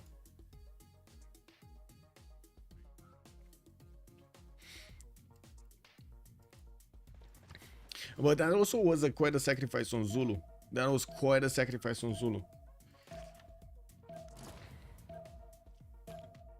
Oh, I see Rage has started building a Forbidden City somewhere. He's finishing up his industrial zones, and I do see in the City of Pests he's getting that Forbidden City for an extra wildcard policy slot to use.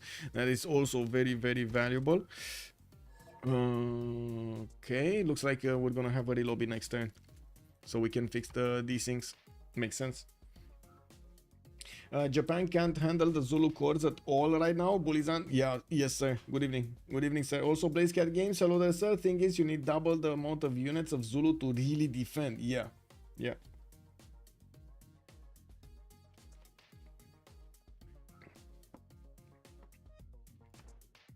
I have no idea why the rollovers are so long.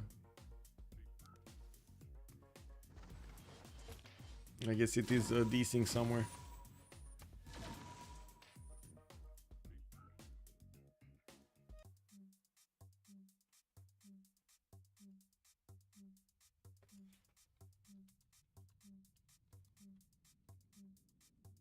Totally forgot about Kacheshka. Totally forgot. I'm so sorry, by the way. I'm so sorry. He asked me to restream for him. I have no problem restreaming me for anybody. I totally forgot. I got with other things and I totally forgot about it, man. Where can I see the bracket for the CWC playoffs? Kintia, hello there, ma'am. You can see it on the CWC website. If you take a look over here, civ6worldcup.com, you can take a look at the tournament page, and on results, you're gonna see the bracket on the results. With much pleasure. Where Impy? Well, not yet. Oh, can you imagine Impy cores going against being the upcoming units against Cuirassiers? Uh-oh. Impy armies, man. Impy armies, man. Oh, another thing. I got surprised. Well, I guess you did hear me that I really like the new Star Wars episodes, like the new series Acolyte and the other one. I'm not gonna go into any kind of review of it or something. I just enjoy the show and how to say keep going. I'm just happy we got more series of the Star Wars / Star Trek universes because I like them. Although I saw initially they put out three episodes, and I was like, wow, a series made of 3 episodes, I don't know about this. And it kind of ended with like a bang, like it ended like it actually ended the series. And I was like, what is going on with all of these like series that are only getting like 3 episodes, 4 episodes, like the one Rebel Moon, for example, on Netflix. It's a very bad series, very bad. It only has 2 episodes and that's it. What is it? And then a few days ago, I was like watching YouTube, you know, just skimming around different videos and so on and so forth, on the tech side, on the gaming side, dramas and so on, just trying to keep up with the information, you know, that's going around me. And I see a review of the 6th episode of Acolyte, and I'm like, what? No, this can't be it. Well, ladies and gentlemen, there were another 3 episodes that they released after I actually finished the first 3. No! Wait, you canceled Disney Plus because of Acolyte? Why? Wait. Why? Why would you cancel for Acolyte? What did they do so wrong?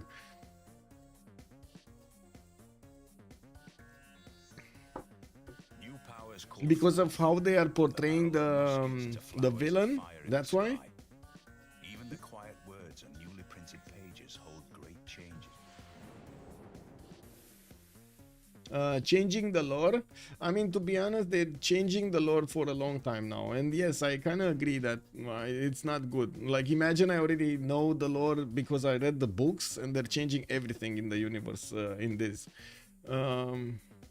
Wow, double loaded kick W, man.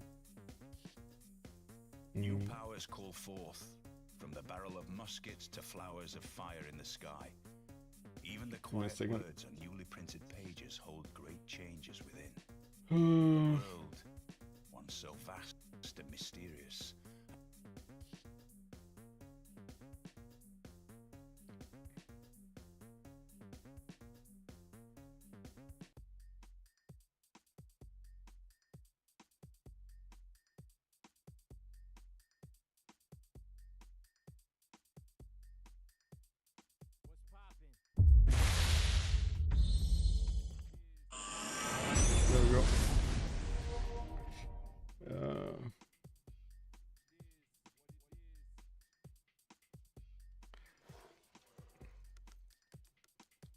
Okay.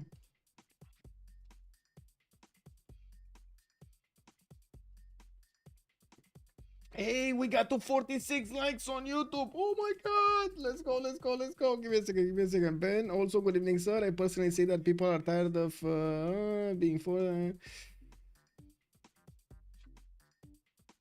That's a touchy subject, Ben. I'm not gonna touch that with a 10-foot pole, not gonna lie. I'm not touching that, bro.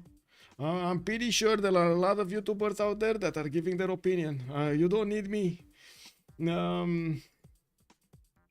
Okay. Wow, we actually had like 4 of them dropping or 3 of them dropping. Okay, I guess it's gonna be a quick relobby kick.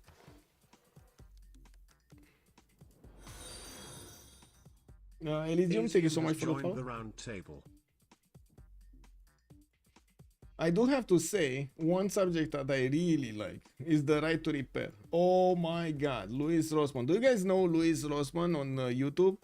This guy, man, this guy doing God's work over there for the right to repair. Unbelievable. I know he has a strong incentive because, you know, he has a firm that actually does a lot of repair, but I do have to agree with him. You should be able to have the tools, access to schematics and everything, if you have the knowledge to be able to repair your own stuff.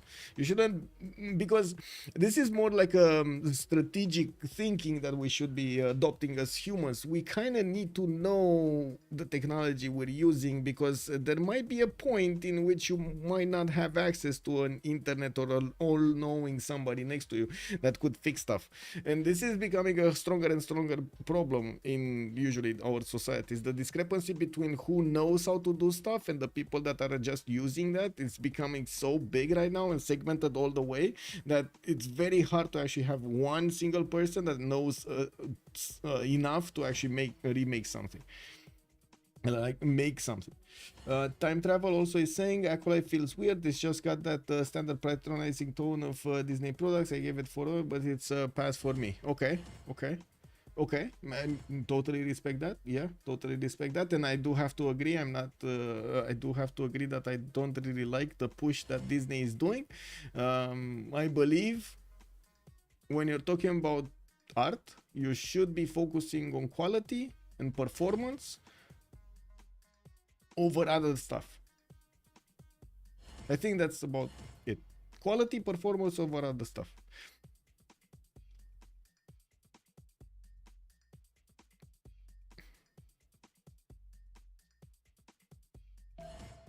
Okay, so hopefully we're gonna get in. Do I need to start up something? Okay, let's look at this. Maybe I need to start up benchmark or something that I can do. Oh, I can wait a second. I can actually start one. Let's get OCCCT going really quickly.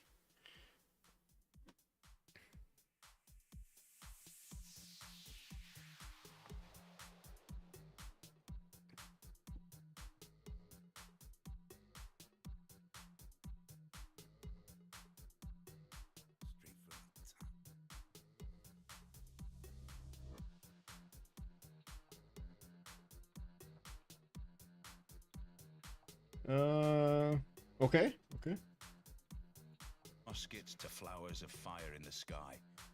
Even the quiet words on newly printed pages. I'm really like slowing down my PC by doing a benchmark. I really hope I'm not as fast as I should. Okay.